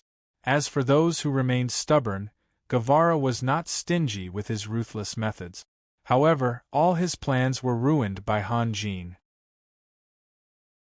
As a former lord, Guevara certainly knew what these people were thinking. But Han Jin was not here, so the effect of this meeting was far from what he expected. At this moment, Enkiel suddenly said, "Lord Guevara is right. The continent can't go on like this. It's time for someone to stand up and unify the continent. Don't worry, we dragons will support any decision made by Raphael." Enkiel's words were like throwing a huge stone into the calm lake, which was equivalent to adding a heavy weight to the Holy Crown City. No one would have thought that the Dragon Clan, who had always been arrogant, would actually say such words. In fact, Enkiel's words contained several meanings. First, she clearly expressed her determination to support Han Jin. Then, she directly called Han Jin by his name, which showed that she and Han Jin were equals. And the key point was that she supported any decision made by Han Jin. The implication was that, if the decision was not made by Han Jin himself, she could ignore it completely. This also showed her trust in Han Jin. Although the dragons were tyrannical and easily angered, perhaps due to their pride, their credibility was also well known. Whatever they said would never be discounted. It was not hard to imagine how much trust Enkiel had in Han Jin when she said such words. As a result, those who were still on the fence lost their temper. Even the dragons could not withstand the pressure and compromise. What qualifications did they have to go against the current? Some people even hesitated whether they should take a stand now. The current situation was very clear. Han Jin, who had the ability to kill gods, Grand Duke Solomon of the Capital of Elements, the huge organization of the Freedom Federation, and the dragons were also on the side of Han Jin. It was not an exaggeration to say that these forces could sweep the entire continent. In the face of such a combination, resistance would only bring disaster to oneself. Guevara took in the reactions of the crowd one by one. He knew that a string could not be stretched too tight, otherwise it would break. He said, "I believe that everyone is very clear about the choice you should make. I won't say more here. Time will prove everything. In a few days, it will be His Excellency Raphael's wedding. I welcome everyone to attend. I hope that when the time comes, both of us will be able to show the sincerity that we deserve." Hearing this, the lords heaved a sigh of relief. Not only did this give them a few more days to think about it, but they also did not have to face the awkward situation of whether or not to pledge their loyalty to Guevara. Thinking about it, Raphael would appear at the wedding ceremony, right? The atmosphere in the hall suddenly became lively again. Enthusiastic congratulatory voices rose and fell one after another. Anyway, saying a few words of praise did not cost any money. Not only would they not lose face, but they could also express their goodwill. Why not? At this moment, a deafening explosion came from the sky. The tall conference hall trembled, and cracks appeared on the bright skylight. Dust flew everywhere as if there was a snowstorm. The hall immediately exploded. The lords who attended the meeting stood up and looked around. "Silence!" Guevara shouted. In fact, he did not know what had happened. He looked around and then turned to look at the skylight above his head. The next moment, Guevara's eyes could not move because he saw a shocking scene. In the sky, a huge gate of heaven had appeared out of nowhere. Countless flames were attached to the gate of heaven, burning fiercely. There was also a dazzling ray of light coming and going from the gate of heaven. The lords followed Guevara's line of sight and were all stunned. The gate of heaven was always filled with a holy aura. At this moment, what was happening? Did someone dare to set fire to the gate of heaven? Lord Ankiriel, could it be? Guevara's gaze turned to Ankiriel. He saw Han Jin and Ankiriel secretly talking about something in the morning. If that ray of light was really Han Jin, then Ankiriel must know the inside story. That's right. Ankiriel smiled and said, "Raphael is attacking the heavenly realm." Although Ankiriel's words were gentle to the lords, it was no less than a bolt from the blue. For a moment the hall was silent. If you want to know what happened next, please go to www.chidian.com. There are more chapters. Support the author. Support the original reading. Chapter 594. Looking at the gate of heaven from below, it was impossible to appreciate the magnificence of the gate of heaven. Only by experiencing it could one realize the magnificence of the divine miracle. At this moment, Han Jin was standing at the entrance of the gate of heaven. Compared with the gate in front of him, his figure was as small as an ant. The gate to the heaven realm was thousands of feet tall, with tens of millions of runes engraved on it. Streams of white light condensed into an undercurrent that was constantly flowing inside. Lines and lines of runes lit up in an extremely orderly manner, emitting a pressure that seemed to be substantial. Standing outside the door, one could still hear a faintly discernible singing. Moreover, the singing was very strange. When one first heard it, it sounded like a young girl in a daze humming a song without any lyric. When one pricked up their ears to listen carefully, they discovered that the singing was getting louder and louder, as if thousands of people were chanting something at an incomparably uniform frequency. The melody also changed from gentle to intense. If the generally strong people in the world were lucky or unlucky to come to this place, they would find how humble they were. The dazzling light made them unable to open their eyes, and the invisible pressure made them unable to straighten their back. The faintly discernible singing could be compared with the legendary sirens. As long as you heard it, you would forget everything. However, none of this affected Han Jin at all.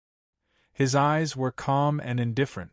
Following the movement of his hand gestures, streams of true samadhi fire danced like fire dragons, baring their fangs and brandishing their claws as they pounced out and heavily crashed into the gate of heaven.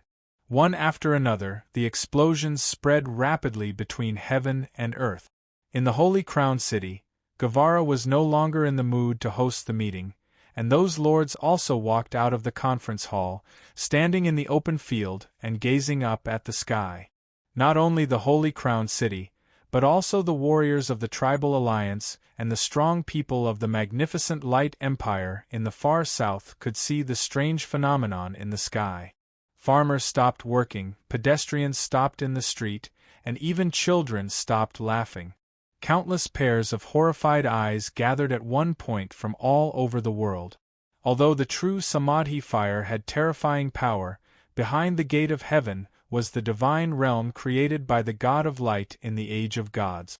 No matter how fiercely they collided, the gate of heaven remained motionless. On one side of the gate was a blazing flame, while on the other side was a dazzling brilliance.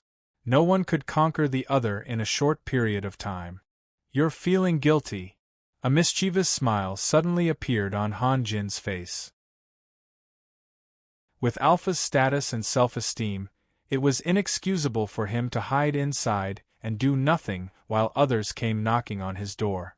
It could only be said that Han Jin's purple cloud tribulation must have left a shadow in Alpha's heart. He did not understand the origin of Han Jin's power, so he did not dare to accept the challenge. It was like a spiritual sable encountering a king's snake. No one would launch an all-out attack right from the start. An intense battle would only truly erupt after both sides had probed and observed each other for a period of time. Of course, Han Jin attacking heaven first also meant that Han Jin had seen through Alpha first. When Han Jin said those words in a teasing tone, in the depths of heaven, Alpha, who was sitting like a statue leaning on his sword, suddenly opened his eyes. The gate of heaven, which was originally motionless, began to tremble slightly, as if it was showing Alpha's conflicted mood. "Let's begin," Han Jin said softly. In the next moment, his body exploded with a loud bang, turning into a resplendent purple nebula that almost covered half of the sky. Immediately after, countless starlight condensed into sword shadows in the sky and shot towards the gate of heaven. Boom, boom, boom, boom, boom. Like the sound of drums, thousands of sword shadows hit the gate of heaven every moment. Every moment, countless runes were destroyed by the rain-like impact, and the brilliance emitted by the gate of heaven dimmed at an extremely fast speed. After a few breaths, the hundreds of feet tall gate had been shattered, and the sword shadows forcibly penetrated it. Behind the gate stood several envoys of light. Some quickly rose into the air, while others waved their light swords with all their might, trying to block the sword shadows' attacks. Those who saw the opportunity early were able to escape. The envoys of light who tried to block the sword shadows were crushed in an instant. Their bodies turned into scattered streams of light, and together with the fragments of light that were turned into by the gate of heaven, they fled into the depths of heaven. The frenzy formed by thousands of sword shadows continued to shoot in all directions, cutting everything in front of them without restraint. The ground paved with white crystals cracked and shattered. A few envoys of light who were lucky enough to escape were caught by the sword shadows before they could fly far away. Although they resisted with all their might, they could only block a few sword shadows at most. In the face of the bombardment of thousands of sword shadows, they were powerless. They could only watch as their bodies were swallowed by the sword light. The two towering pillars near the door were also attacked by the rain of swords. The pillars, which were tens of meters thick, turned into dust in an instant. Then, the pillars fell down like collapsed mountains.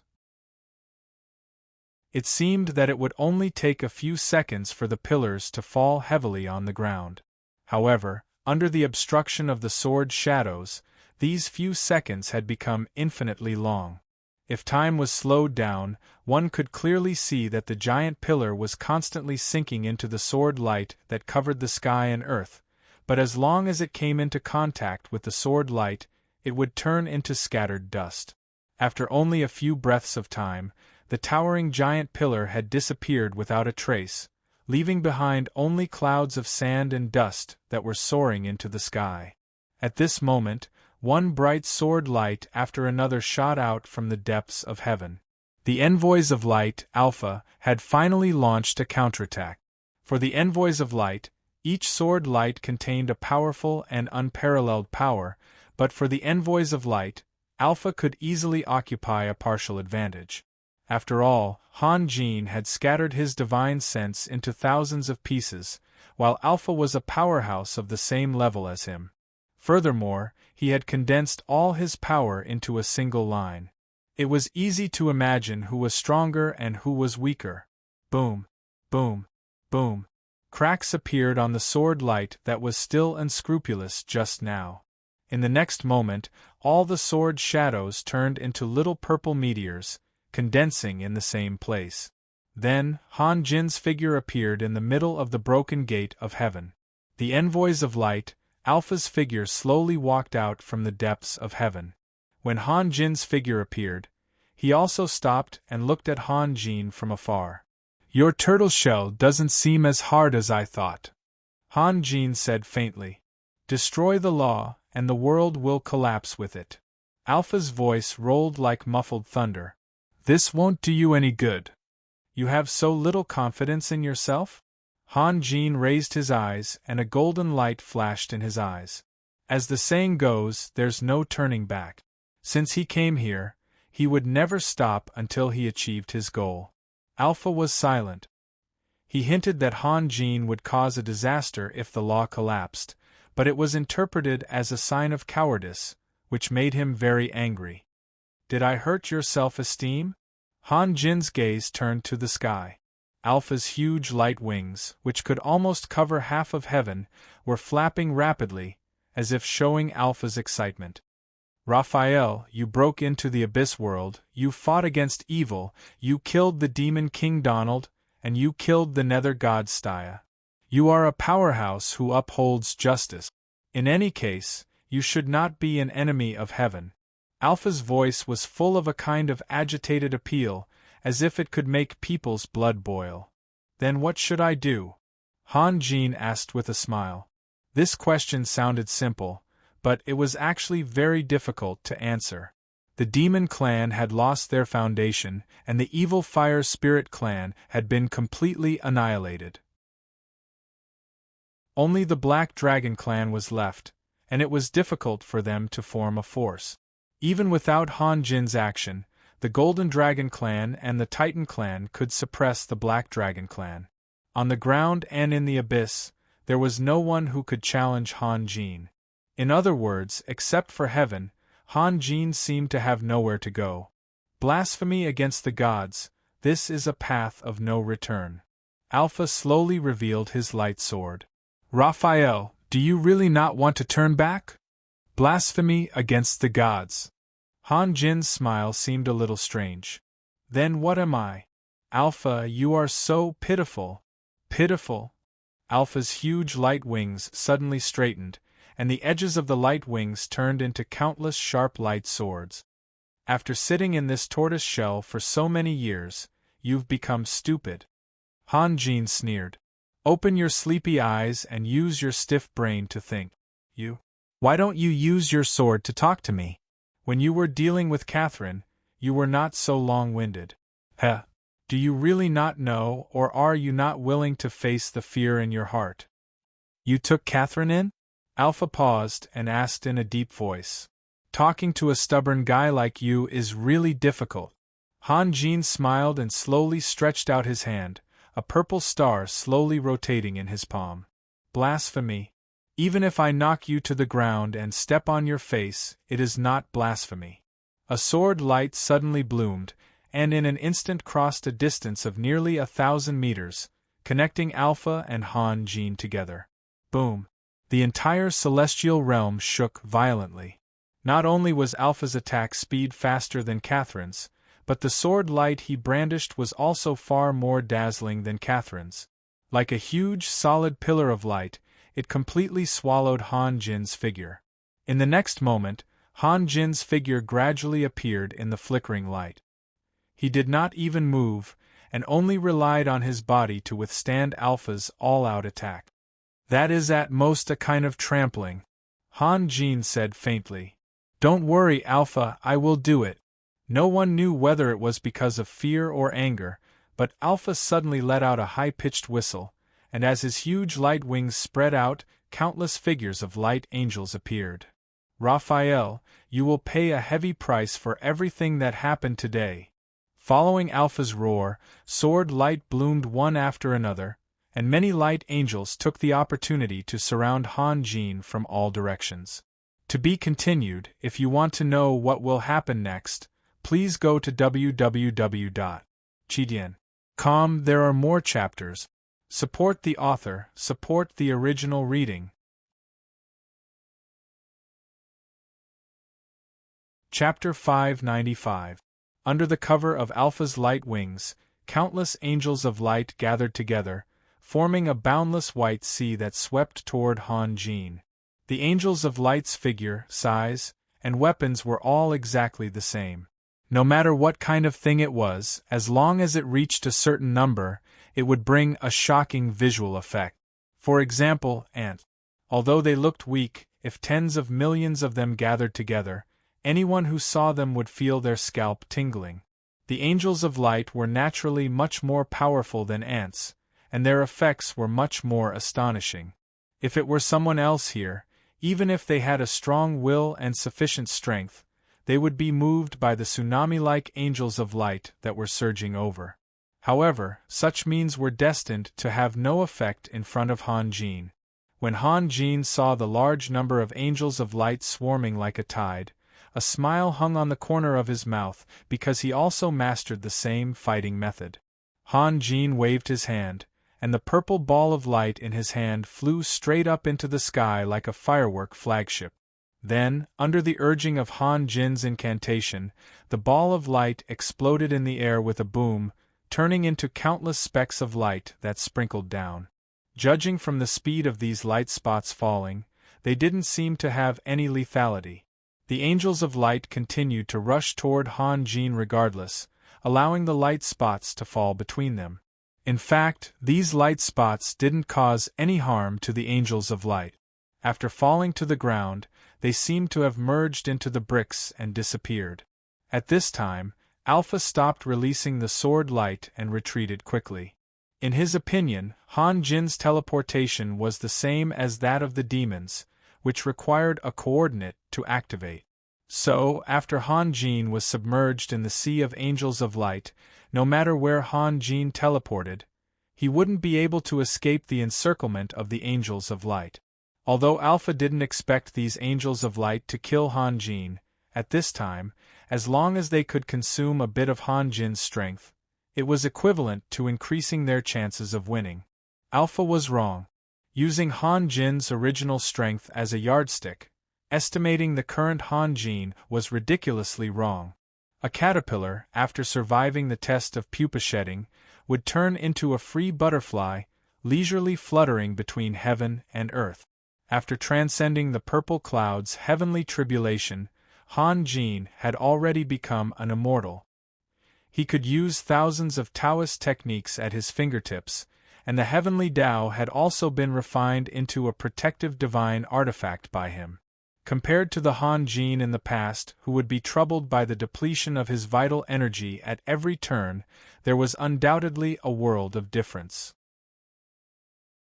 When the angels of light rushed to Han Jin's side, they were blocked by a layer of faint, almost transparent golden barrier.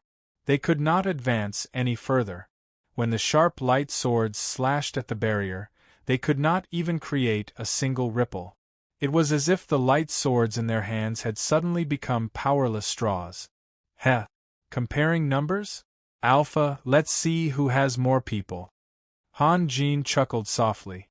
With a change of hand gestures, countless figures miraculously drilled out of the ground.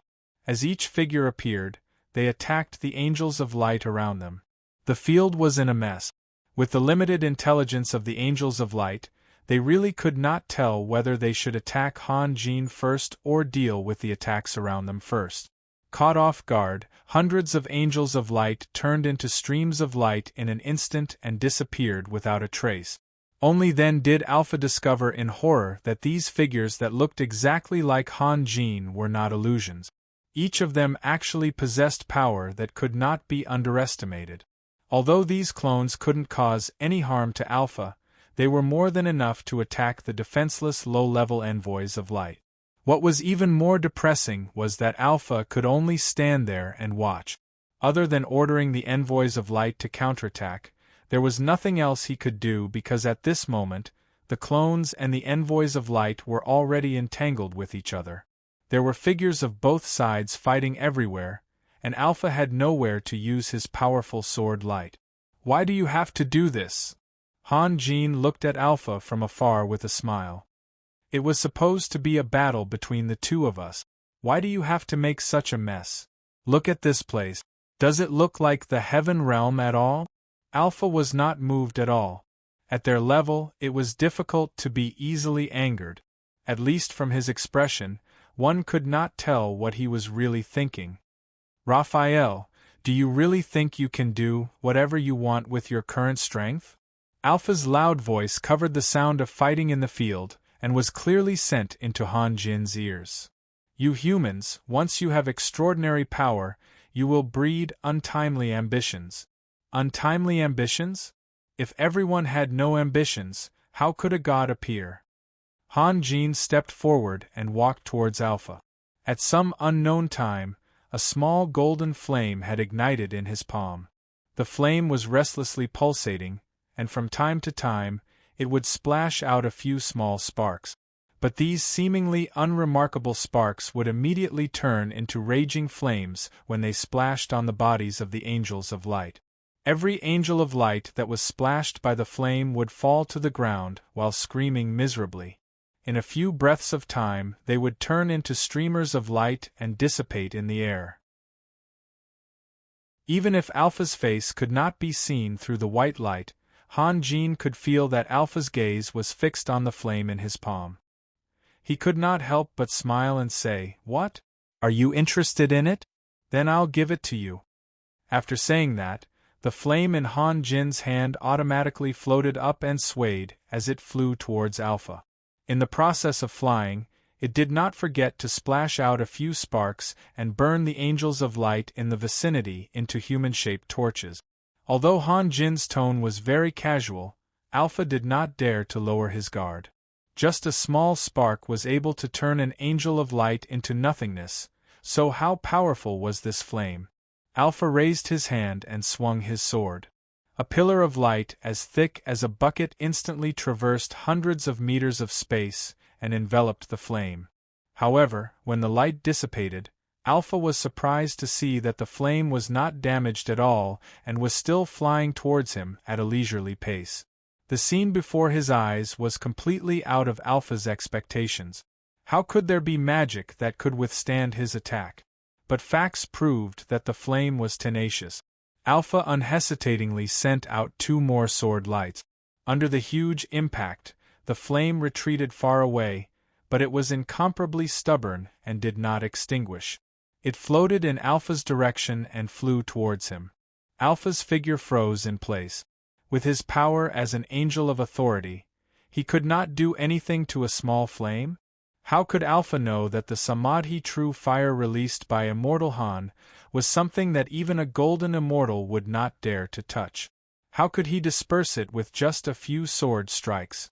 When the fireball was less than 100 meters away from Alpha, he immediately retreated. Although it seemed ridiculous that he was forced to retreat by such a fireball, Alpha was still afraid of Han Jin's endless and unpredictable means.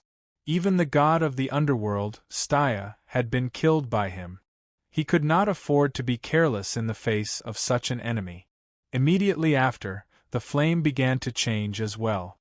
Like a balloon, it suddenly swelled up and turned into a huge net of fire that quickly enveloped Alpha.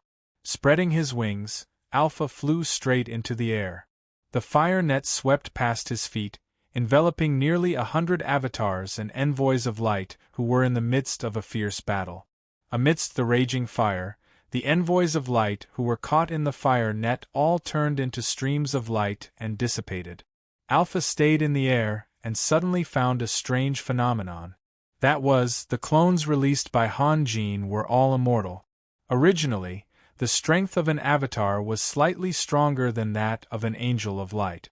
Usually, it would take 3 or 4 angels of light to kill one avatar. However, after the defeated avatar turned back into purple light, it actually appeared on the ground in the next moment, alive and kicking.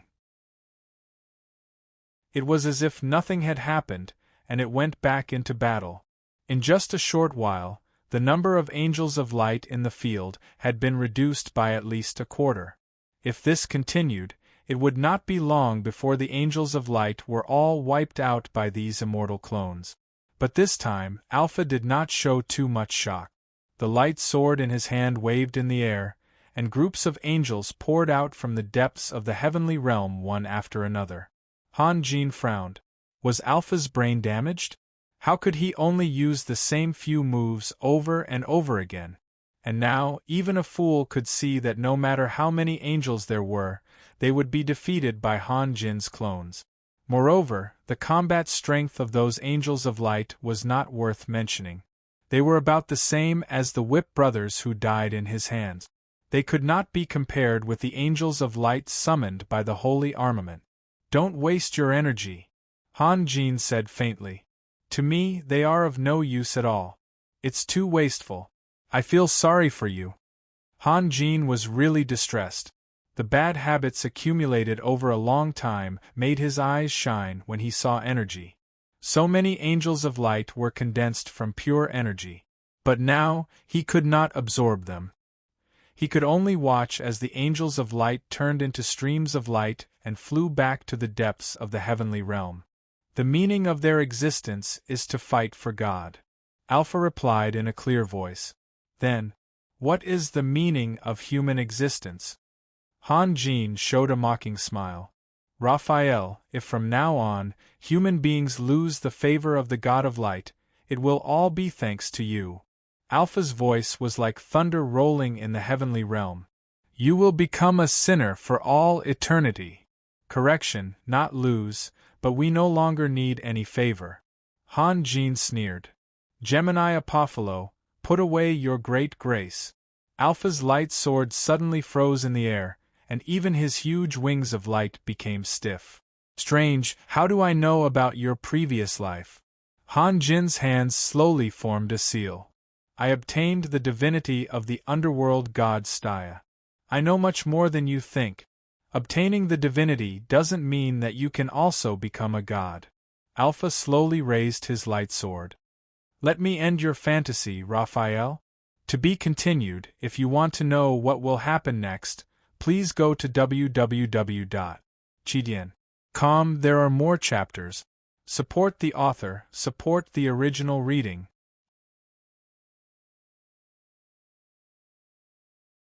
Chapter 596.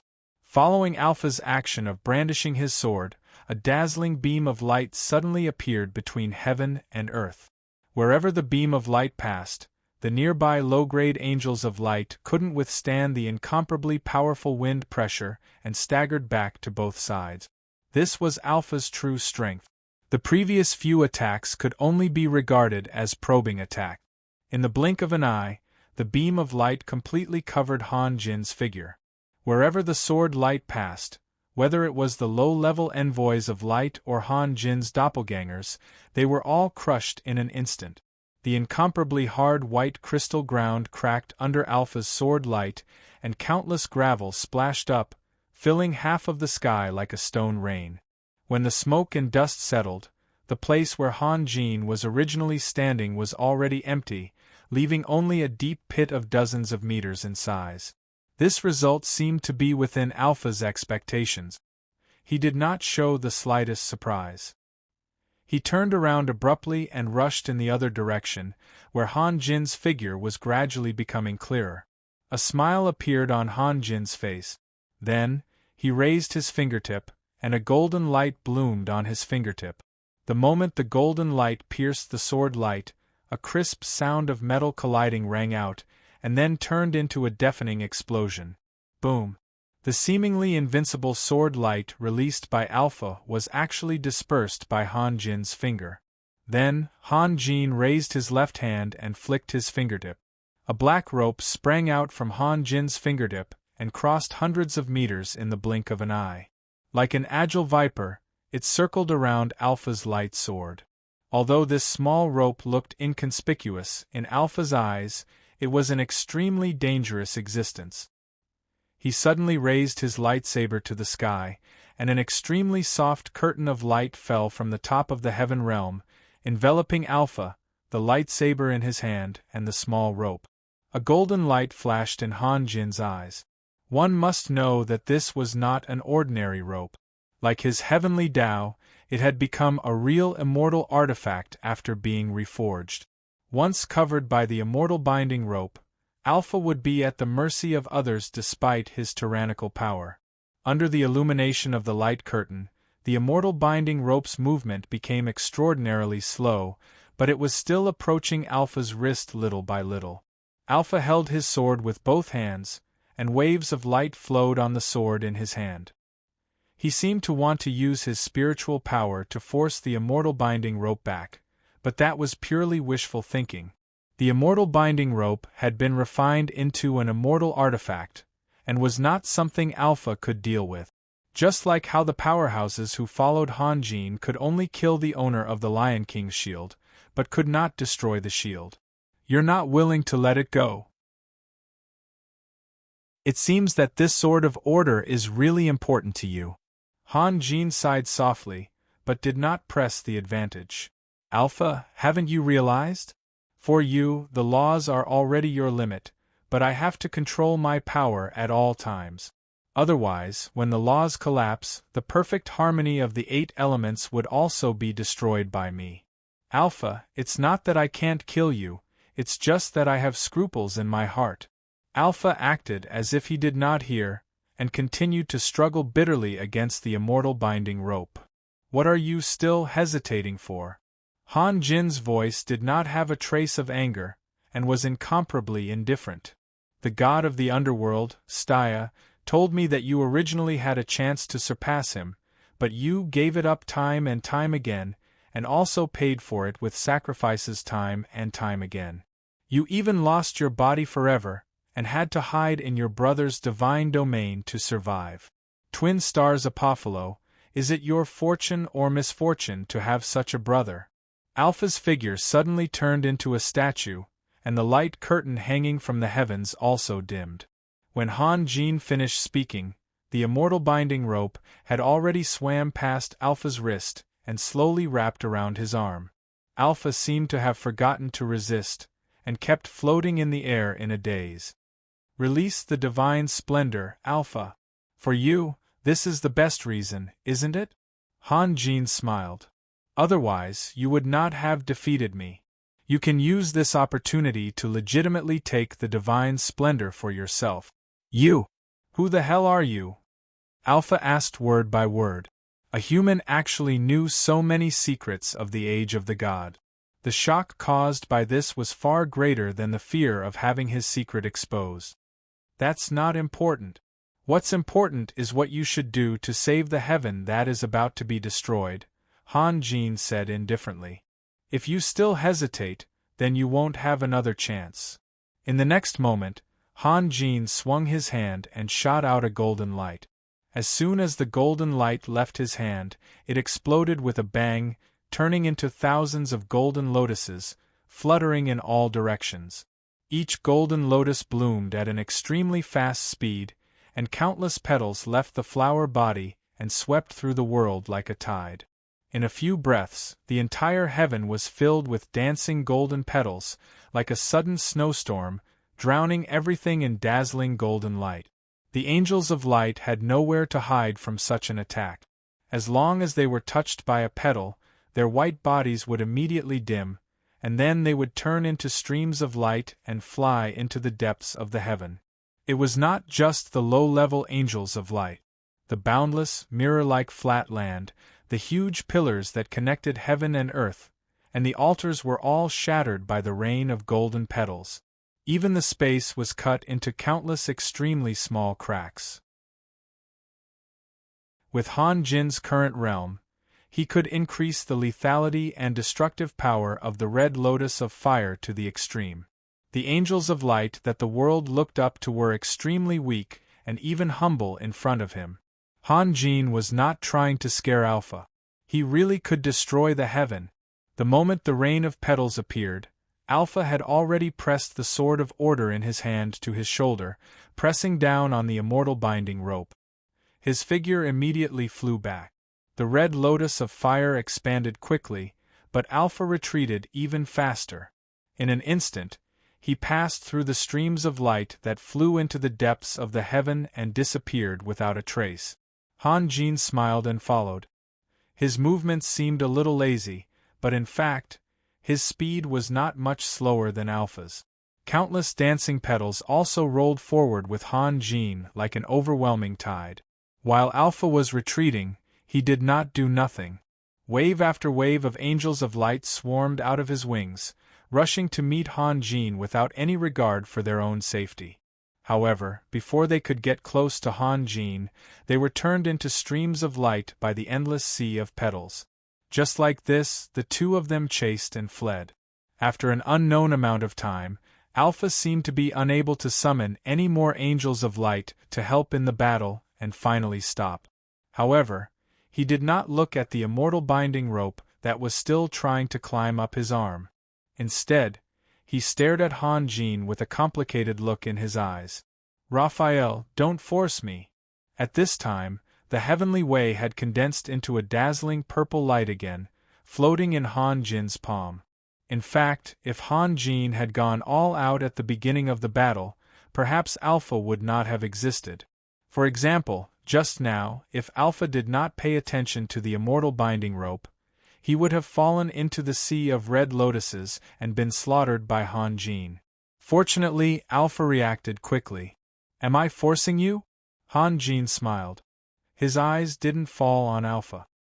He could clearly feel the resistance in front of him, as the tide that had come with him couldn't move an inch forward. He already knew that Alpha was going to use the power of the divine splendor. In fact, this was his real goal. "You didn't." Alpha's voice was like the muffled thunder of anger. "I'm not forcing you." Han Jin chuckled. "You and I have decided everything." Alpha looked at Han Jin's gradually approaching figure and the endless sea of red lotuses behind Han Jin. He took a deep breath and said in a deep voice, "Since you want to fight, then let's fight."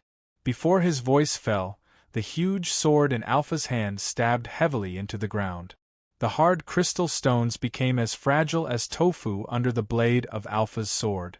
Countless gravel and sand rolled straight into the air, turning into a tornado that rose straight into the sky. Han Jin's expression slowly became dignified. He could sense that there was an endless amount of pure energy gathering here. Not only that, but even the vitality in Alpha's body was gradually fading. What kind of powerful spell could make Alpha make such a sacrifice? The heavenly Tao in Han Jin's hand turned into a crescent moon-long sword. In fact, no matter what form the heavenly Tao existed in, it would not affect Han Jin's attacking ability. This was purely a habit. In the face of unknown danger, Han Jin chose to fight in the way he was most familiar with. More than half of the huge sword in Alpha's hand had already sunk into the ground. It seemed that Alpha was trying his best to completely pierce the sword into the ground. However, judging from the extent of the sword's trembling, Alpha's work was extremely difficult for him. Han Jin's figure disappeared in the sea of flowers. When he reappeared, he was less than 10 meters away from Alpha. At the same time, the heavenly Tao in Han Jin's hand soared. The dazzling purple blade slashed down on Alpha's head. However, his speed appeared to be very slow. With the power that Alpha had mastered, his attack could hardly pose a real threat to Alpha. Han Jin did not seem to want to end the battle quickly. Instead, he seemed to be waiting for something. On the other hand, Alpha turned a blind eye to the purple light that was close at hand. It was as if the action at that moment had exhausted all of his strength. He only held on to the sword's hilt and did not let go. Just as Han Jin's heavenly Tao was about to strike Alpha's head, a crisp cracking sound suddenly came from the depths of the ground. It was as if a porcelain jar had been shattered. However, it was such a subtle sound that fell into Han Jin's ears like a sudden clap of thunder. Han Jin was shocked to find that the heavenly Tao in his hand had become incomparably heavy. It was as if it was wrapped in something. Every inch forward required several times more effort than before. In other words, time had become sticky at that moment. Han Jin smiled and quickly retreated. In the blink of an eye, he floated hundreds of meters away. Holding the sword, he quietly looked at Alpha. To be continued. If you want to know what will happen next, please go to www.chidian.com. There are more chapters. Support the author, support the original reading.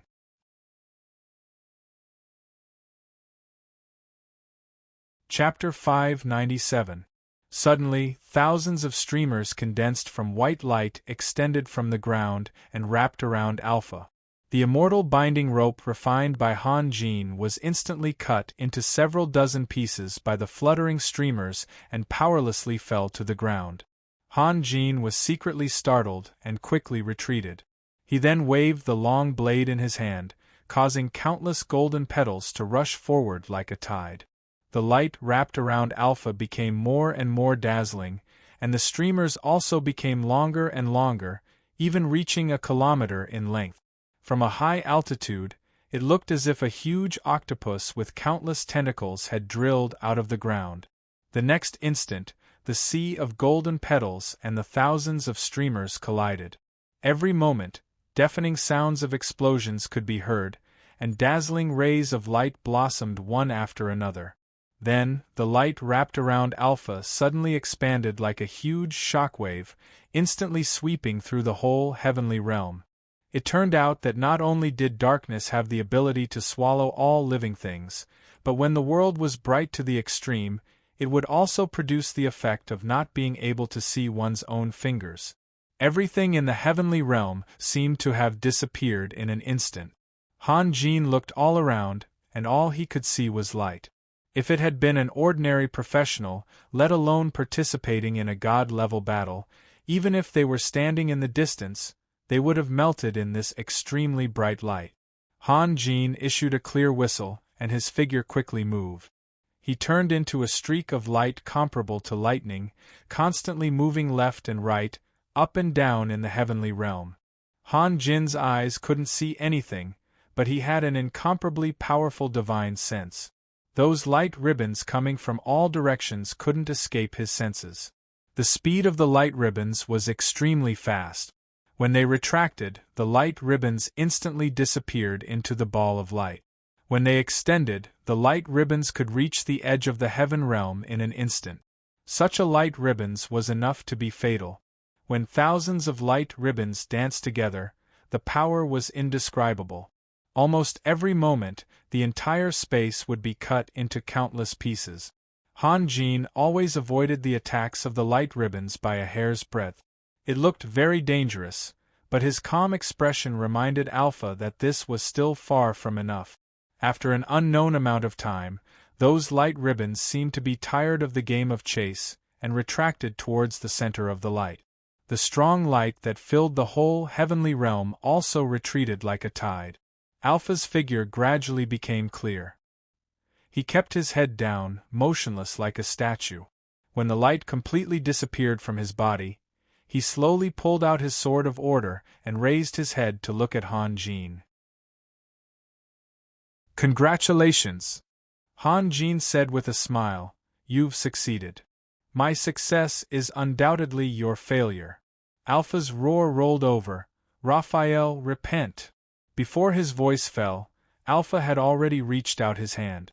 Countless sharp arrows of light fell from the sky, rose from the ground, and condensed in the air, shooting towards Han Jin at the same time.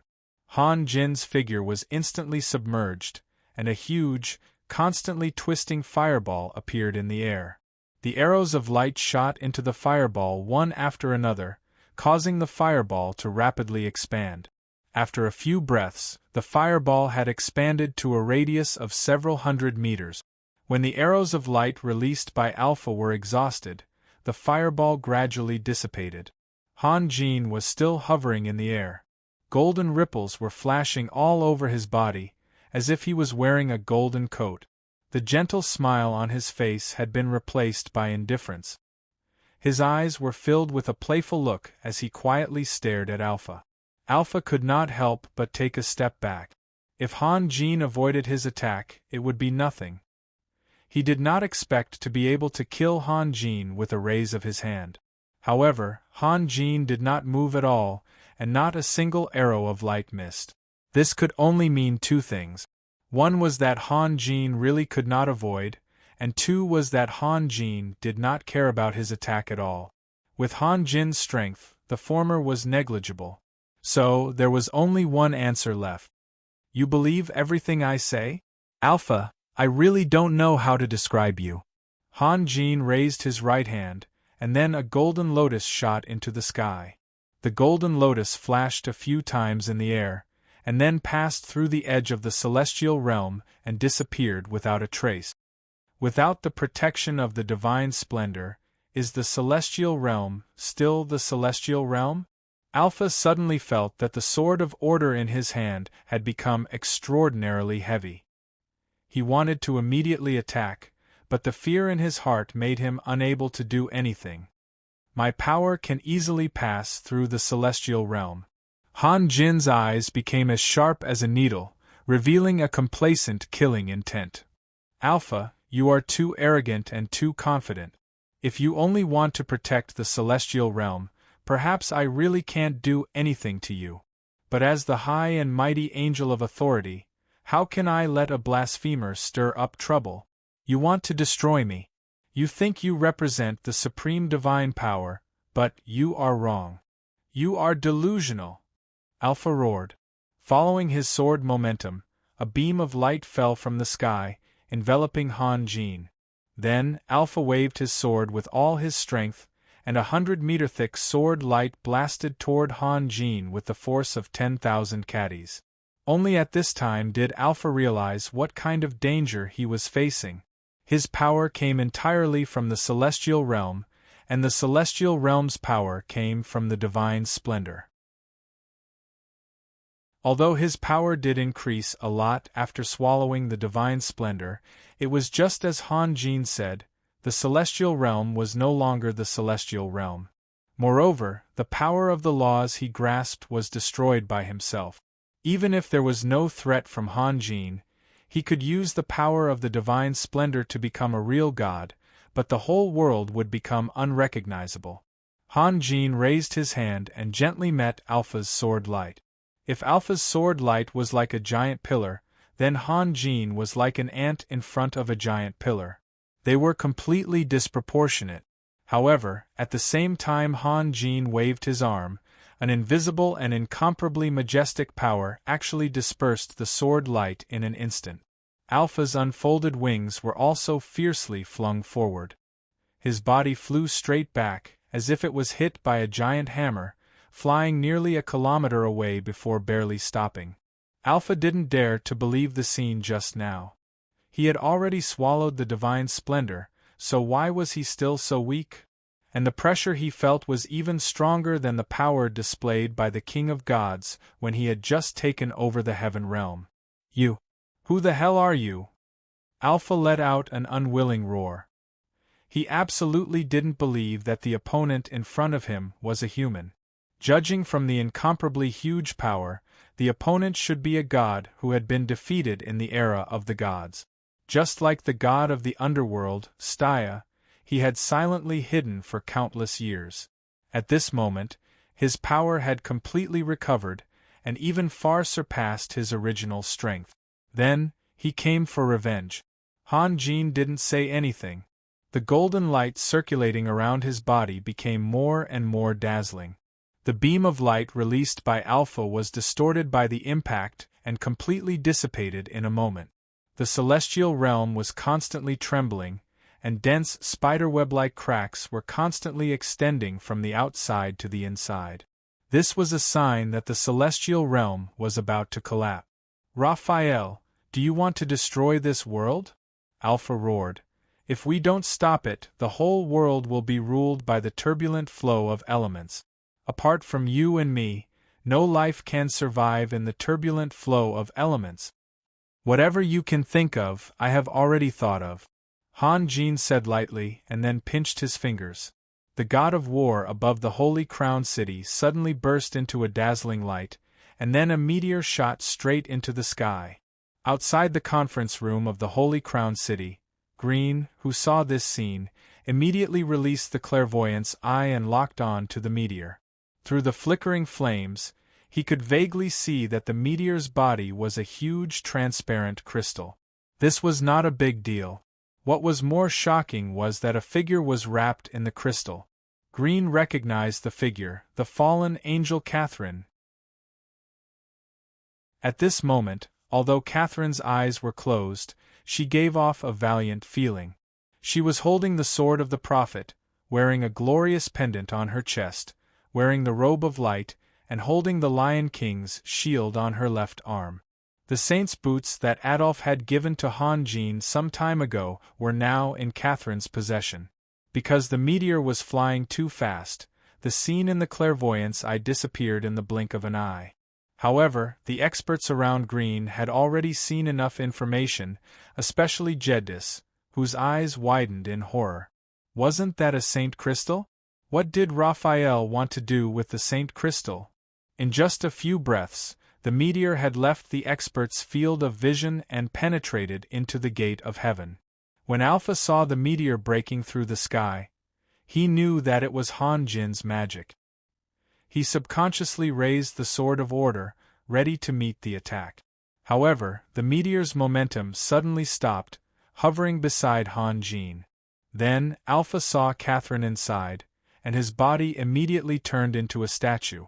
Han Jin flicked his finger, and small cracks appeared on the Saint Crystal. The cracks quickly spread, and in the blink of an eye, the Saint Crystal turned into countless fine dust, rustling down.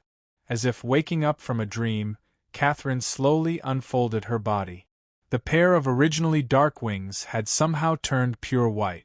The next moment, Catherine slowly opened her eyes, and her gaze collided with Alpha's. You. Alpha's tone became incomparably hoarse. See? You don't have to worry about this world. Han Jin said indifferently.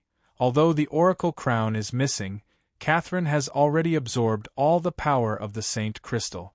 She can do it. As for you, go. As soon as his voice fell, Han Jin raised his hand and waved at Alpha from afar. A dark hole suddenly appeared behind Alpha, and at the same time, Han Jin's immense divine sense attacked. Alpha's body was blasted into the black hole, and then he roared as he floated into the distance. No matter how he struggled, he couldn't break free. It was as if there was a force firmly pulling him in the depths of the black hole. Han Jin glanced at Catherine, and then floated into the black hole, chasing after Alpha. Of course, he wouldn't stop here. With his current realm of immortal monarch, ordinary things in the world were meaningless. That was why he gave all the power in the Saint Crystal to Catherine. If the Saint Crystal was a sesame seed, then the divine radiance that Alpha had just devoured was the watermelon he wanted. To be continued. If you want to know what will happen next, please go to www.chidian.com. There are more chapters. Support the author, support the original reading.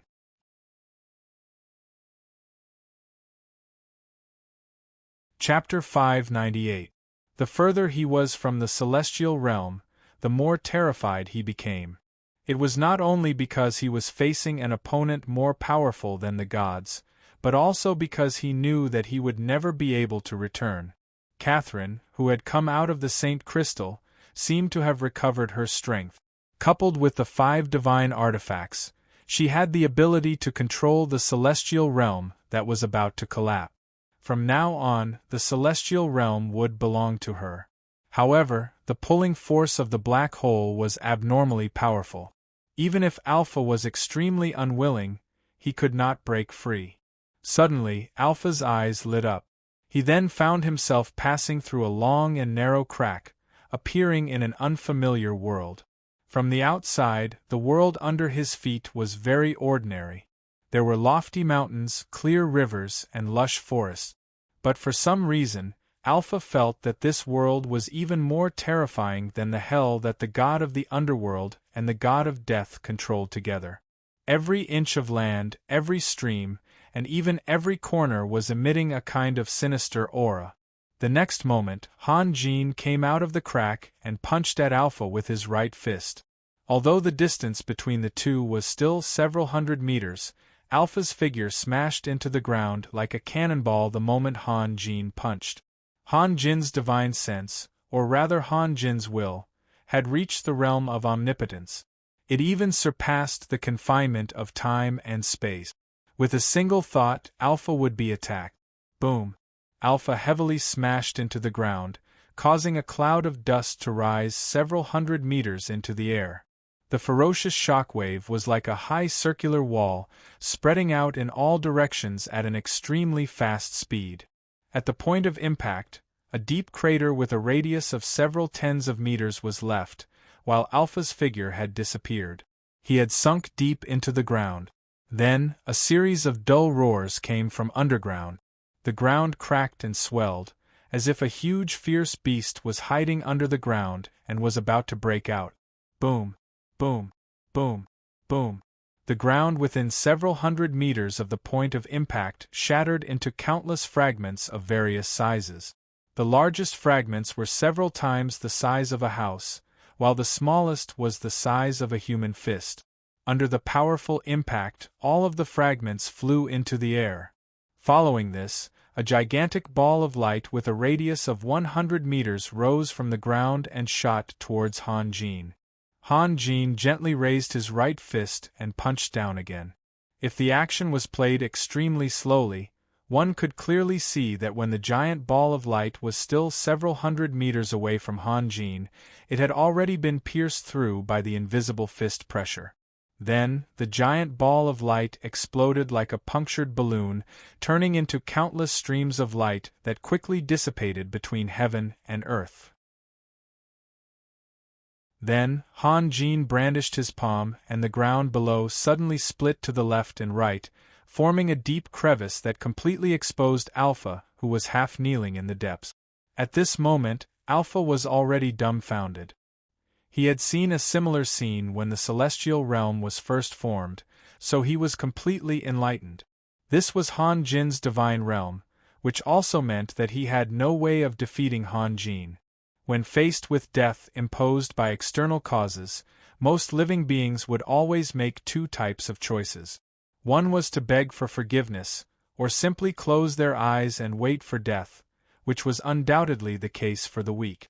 The other would choose to unleash all of their strength in a frenzied manner. Alpha suddenly clenched the sword of order in his hand and shot into the sky. Flashes of light appeared on the wings of light that spread out. At the last moment, he would not hesitate to trigger the light of divine splendor. Even if he could not kill Han Jin, he would at least destroy Han Jin's divine realm. Han Jin gently closed his eyes and drew a half circle in the air with his fingertip. A few drops of blood were flung out from his fingertip and seeped into the heavenly axiom, then disappeared. His fingertip also returned to its original smoothness, as if there were no cracks at all, and the blood just now was just an illusion. Han Jin's actions could not escape Alpha's gaze, and Alpha's heart could not help but sink. What kind of magic actually needed blood as a medium? At this moment, the heavenly axiom had already exploded, turning into thousands of sword shadows, drawing a tsunami-like ripple in the air, welcoming Alpha. Alpha's figure stagnated, then retreated at full speed. At the cost of his own strength, he triggered the light of divine splendor, which was no less powerful than the Lord of Light's personal attack. This attack could almost kill any existence in an instant, but he was not confident that he could deal with Han Jin. Alpha had his own judgment. His opponent's strength was stronger than the Lord of Lights when he left the celestial realm. This was his final counterattack. If he could not kill or injure his opponent, he would only be at the mercy of others. Therefore, he hoped to get as close to his opponent as possible. The closer he was, the greater his chances. Now, he could only retreat for the time being. Unfortunately, Alpha still underestimated Han Jin's immortal means. Before becoming an immortal, Han Jin would always easily gain the upper hand in battles of the same level. It was the same now. Not to mention Alpha, even if the shadow of death were to appear again, it would be difficult to escape from Han Jin's attack. Streaks of golden light whistled through the sky, chasing after Alpha. Although Alpha had the speed of 1,000 meters in an instant, compared to those streaks of light that were chasing after him, he was far inferior. Seeing that he could not escape, Alpha hurriedly changed his direction, suddenly shooting diagonally into the sky, and suddenly turning to the ground. After repeating this several times, Alpha discovered in despair that not only was he unable to shake off the streaks of light, but the distance between them had shortened to less than 100 meters. Alpha had no other choice. With a roar, the sword of order in his hand shot out a dazzling sword light, and then the sword light swept out. If the streaks of golden light were like fireflies that blotted out the sky, then the sword light released by Alpha was like a big broom. Although there were streaks of light that were sent flying or shot down, there were simply too many streaks of light. Less than a tenth of them were lost. The rest of the streaks of light were rapidly approaching Alpha while he was releasing his attacks. A series of tearing sounds came from the sky. Streaks of light were densely packed and layered on top of each other, covering Alpha's body and wings of light. They actually dyed Alpha golden. Alpha thought that he could rely on his tyrannical body to withstand this round of attack. Now he was able to withstand it, and he felt that his injuries were not serious. However, the problem was that every streak of light that entered his body would imprison a part of his strength. Tens of thousands of streaks of light stacked together, making his body extremely heavy. Not to mention wielding the sword of order, he could no longer control the huge wings of light behind him. Han Jin made a hand seal and shouted, "Go!" The streaks of light continued to fly forward. Of course, they were flying towards Alpha. In a dozen breaths of time, they had already flown dozens of miles away. A spacious plain appeared in front of them. In the middle of the plain, there was an area full of strange runes. Although Alpha did not recognize those runes, he knew that it was definitely a magic array. The streaks of light fell down one after another, firmly nailing Alpha to the magic array. Han Jin's figure then appeared and slowly landed beside Alpha. Alpha had a lot of doubts, questions, and warnings in his heart. He wanted to tell Han Jin that if he really hurt him, the Lord of Light would definitely be alerted. The best choice was to obediently let him go. He could swear that he would never interfere with Han Jin in the future. However, even the tips of his wings of light were nailed full of streaks of light. He had completely lost control of his body and could not speak at all. Han Jin lowered his head and silently looked at Alpha. Or rather, he was looking down at Alpha. Han Jin's gaze was very calm. There was no pride or joy in it. His eyes were filled with a kind of coldness that looked like he was observing the vicissitudes of life. After an unknown amount of time, Han Jin stretched out his hand and pressed on Alpha's chest. "No!" Alpha screamed madly in his heart. He instinctively realized what Han Jin wanted to do, but he was powerless to stop it. Han Jin's fingertips were like the sharpest steel knives, gently probing into Alpha's chest. The tyrannical defense of the Angel of Might was as weak as tofu in front of Han Jin. After a slight pause, Han Jin slowly retracted his hand, then opened his palm. A white spark was dancing in the center of his palm. Tiny streaks of light swept across Han Jin's palm, leaving streaks of blood one after another. Then, the blood streaks disappeared in the blink of an eye. Alpha was almost paralyzed there. Even without the countless streaks of light confining him, he was unable to move. The despair in the depths of his soul had already shattered his faith and his will. "It's not very obedient," Han Jin said indifferently. "But I can learn a lot about the secrets of the Lord of Light from it, can't I?" What was he trying to do? Learn about the Lord of Light? Alpha's brain had already become rigid. Could it be that his real goal was to fight against the Lord of Light? As if he could sense Alpha's thoughts, Han Jin glanced at Alpha and said softly, "Such a day will come, but it's too far away for you. Alpha, you should worry about yourself. After such a long time, don't you feel tired?" Alpha was still motionless. He couldn't answer, nor did he want to answer. He had a lot to say just now, but now, everything had become meaningless. "Let me release you." Han Jin bent his finger and flicked it. The streaks of light nailed to Alpha's body trembled, and the trembling became more and more intense. Even the entire magic array was affected, and the rows and rows of runes were trembling. At the same time, Alpha's body also began to tremble. Suddenly, a strange feeling arose in his heart, as if his body was slowly melting. However, he didn't want to care about himself. Was there a need for an existence that had lost its future to care about how it died? As the trembling became more and more intense, a series of shrill screams resounded between heaven and earth. Meanwhile, Alpha's body gradually turned into a stream of scorching white waves that flowed along the deeply concave runes. Soon, the entire magic circle was filled to the brim. Alpha's body became dim and thin. After a dozen breaths, when the magic array emitted a dazzling brilliance, the faintly discernible Alpha finally turned into scattered spots of light, disappearing in a flash. The once strongest existence of this plane had fallen, leaving no trace behind. Han Jin stretched out his hand, and layers of floating soil moved without wind, surging from all directions.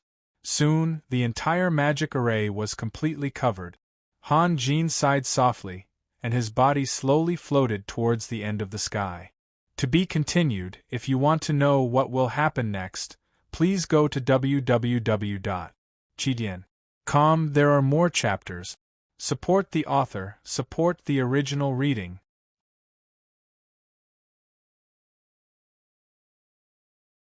Chapter 599. After Alpha and Han Jin left one after another, only Catherine and countless low-level angels of light were left in the whole heaven. Without Alpha's command and without Han Jin as a target to attack, these angels of light began to be confused. And because of the holy armament, the angels of light had subconsciously regarded Catherine as their own kind. In the face of the collapsing heaven, the angels of light still stood there quietly. None of them could think of doing anything to stop it. Catherine, who used to be an angel of light, naturally had a way to deal with these angels of light. The only tricky thing was the gradually falling apart heaven. And Han Jin, who could stop all this, went to chase after Alpha. Catherine could only face the chaos by herself. In fact, Catherine knew very well that even if Han Jin was free, he would not provide her with the slightest help. In other words, Han Jin's help to her had come to an end. Han Jin had done enough for her. Not only did he give her the holy armament, but he also cleared the biggest obstacle for her, Alpha. Although Han Jin did not do this for Catherine, Catherine could not deny that besides Han Jin, she had benefited from this battle. If Catherine still had to rely on Han Jin, it meant that Han Jin's help to Catherine was meaningless. When Catherine learned that Han Jin had killed the god of the underworld, Staya, she had vaguely expected such a result. The reason was very simple. How could the same bit wall accommodate two strong people? Although Alpha was known as the strongest person in the bit wall, Han Jin, who had killed a god with his own hands, was obviously stronger than Alpha to some extent. At that time, Catherine firmly believed that Alpha would fall in front of Han Jin. And after Alpha's death, the ownership of heaven became a problem. It was unrealistic to destroy it. Heaven was the product of the compromise between the remaining gods in the later period of the Age of Gods. It was closely related to the laws of the whole world. So, it could only be replaced by another powerful existence. No matter how one looked at it, Han Jin, who possessed the divine domain, was unlikely to be interested in the heaven realm. Other than Han Jin, the most suitable candidate was none other than Catherine. The title of cherub was very appropriate for Catherine. Just one piece of information was enough for her to analyze a series of follow-up events. While most people were still cheering for Han Jin's victory over the god of the underworld, Catherine had already begun to think about the distant future. But the result still surprised Catherine, because this day came too quickly. Catherine was not prepared at all, and she was pushed to the altar by Han Jin. What kind of existence was the gate of heaven? Catherine, who had experienced the two completely different lives of heaven and abyss, had a deeper understanding of it than anyone else. Lords in the secular world often regarded the civilians in their territory as ants, but in the eyes of a powerhouse like Nicholas, those lords were only slightly stronger than ordinary people, nothing more. In fact, this was indeed the case. Nicholas only needed one strike to kill a civilian, and similarly, he didn't need a second strike to kill a lesser lord. As for the gate of heaven, even for a powerhouse like Nicholas, he still needed to look up to it. An incomparably sacred place with supreme authority was actually placed in front of her at this moment, and it was just at her fingertips. For a moment, Catherine's heart was filled with mixed feelings. She, who had been hiding in the abyss, suddenly returned to this familiar place, and appeared as the master. Even with the wisdom of an cherub, she was somewhat absent-minded by this huge contrast. In a trance, Catherine recalled the scene last night, and Han Jin's voice seemed to still echo in her ears. "Catherine, do you want to go back to heaven?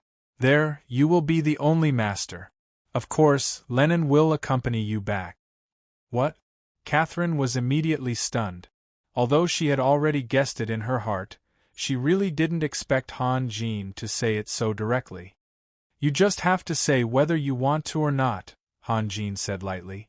"Yes," Catherine replied without hesitation. Han Jin smiled and waved his hand gently. With a flash of white light, all the divine armaments except for the oracle crown appeared on Catherine's body. Before Catherine could recover from her shock, she was wrapped in a huge crystal and could not move at all. Feeling the majestic power of light, Catherine was stunned again. This is a sacred crystal. What is Han Jin trying to do? Try your best to absorb the energy of the sacred crystal. This was the last sentence Catherine heard. In fact, she had no choice but to absorb it. She didn't know what method Han Jin used, but the sacred crystal seemed to have a life of its own and was constantly injecting energy into Catherine's body. The so-called try your best was just the difference between active and passive. When Catherine opened her eyes again, the first thing she saw was the Archangel of Authority, Alpha. In the past, Catherine had imagined meeting her number one enemy more than once. However, when this moment really came, Catherine's mind suddenly went blank. She only woke up when Alpha and Han Jin disappeared before her eyes. In front of her was the shattered heaven. Countless cracks covered every corner like a spider web. Countless angels of light stood there in a daze, unaware that their deaths were approaching. This desolate scene was completely different from the heaven in Catherine's memory. For some reason, a sense of pride suddenly rose in Catherine's heart. She wanted to change this place. She wanted to make this place her true home. Catherine was not in a hurry to repair the cracks that were everywhere because she knew that once the heaven realm began to collapse, she would not be able to stop it with her own strength. Perhaps Han Jin could, but at this moment, Catherine could only rely on herself. Catherine slowly rose into the air, and the divine equipment on her body lit up with a soft glow. 2 wings of light stretched out from her back and extended straight into the depths of the heavenly realm. Countless spots of light sprinkled down from the wings of light like naughty elves, as if it was raining light. The angels of light looked up devoutly. They felt a familiar holy aura from the fluttering light rain. This aura could not make them stronger, but it would calm their hearts. Catherine raised the sword of the prophet in her hand, and sword lights scattered out as she danced. After a while, a huge magic array appeared on the ground. Then, Catherine removed the sacred armor from her body one by one. As if there was an attraction between them, the 5 pieces of sacred armor began to automatically combine together. On the left was the shield of light, on the right was the sword of the prophet, in the middle was the battle robe of light, on the top was the glorious pendant, and on the bottom was the saint's shoes. Although all of these things were emitting a strong holy aura, the empty armor floating in the air, especially in the absence of the crown of the celestial realm, where the head was supposed to be, was completely empty. No matter how one looked at it, it gave off a strange feeling. Catherine controlled the sacred armor to slowly descend until it landed in the center of the magic array. The moment the sacred armor came into contact with the magic array, the entire magic array seemed to be ignited by a huge force. The white flames spewed out rushed hundreds of meters into the air. At the same time, the angels of light began to become inexplicably excited. As if attracted by something, they all rushed toward the magic array in a frenzy. With a soft sound, the first angel of light that rushed into the magic array disappeared without a trace. Under normal circumstances, the angels of light would turn into pure energy and return to the divine light hidden in the depths of the heavenly realm after their death. However, the current situation was a little strange. It was as if the angels of light had been swallowed by the magic array. Not even a drop of light appeared. Seeing this scene, Catherine was even more certain that her judgment was correct. The divine radiance had disappeared. Although Catherine did not see Alpha absorb the divine radiance, she knew that heaven would not collapse as long as the divine radiance was still there. Catherine did not care about the whereabouts of the divine radiance. Instead, she kept her eyes fixed on the scene below. This was the cleverness of Catherine. That kind of thing was not something she deserved, so there was no need for her to care about it at all. The angels of light did not seem to be able to see the fate of their companions. They continued to rush toward the magic array as if it had become a holy place in their hearts. A group of angels of light rushed in and disappeared, but the next group immediately rushed in. With the help of the angels of light, the flames spewed out by the magic array became even more intense and bright. Catherine watched as the envoys of light disappeared one by one, and there was a hint of pity in her eyes. Although she was the one who had brought about this outcome, she really didn't want to see these lifeless faces anymore. They had no thoughts, no desires, and couldn't even show the simplest of smiles. Could they still be considered a type of life? These angels of light were actually just masses of pure energy. The God of light had given them a form with great divine power, but did not give them the wisdom they should have. Perhaps there was no difference in the eyes of the God of light whether they had wisdom or not. Wisdom, this word would only appear on high-level angels. If it was in the past, no matter how many angels of light died, Catherine would not even blink. The reason why she showed such emotions now was because Lennon was also a member of the Angels of Light. After an unknown period of time, the entire heaven had reached a point where it was in imminent danger. The cracks were getting bigger and bigger, and there were more and more of them. Some unknown material fragments began to fall from the sky, and the ground began to tremble violently as if it was boiling water. Only the place where the magic array was located remained motionless and was not affected at all. On the other hand, Catherine didn't seem to sense the dangerous situation at all. She didn't even look at it. Wherever her gaze landed, as the angels of light poured in continuously, the magical array seemed to have undergone some wonderful changes. However, under the cover of the scorching flames, even Catherine couldn't see the situation clearly. When the last angel of light pounced into the magic array, perhaps it could no longer withstand the infusion of energy. The entire magic array exploded, and violent shock waves roared and swept in all directions.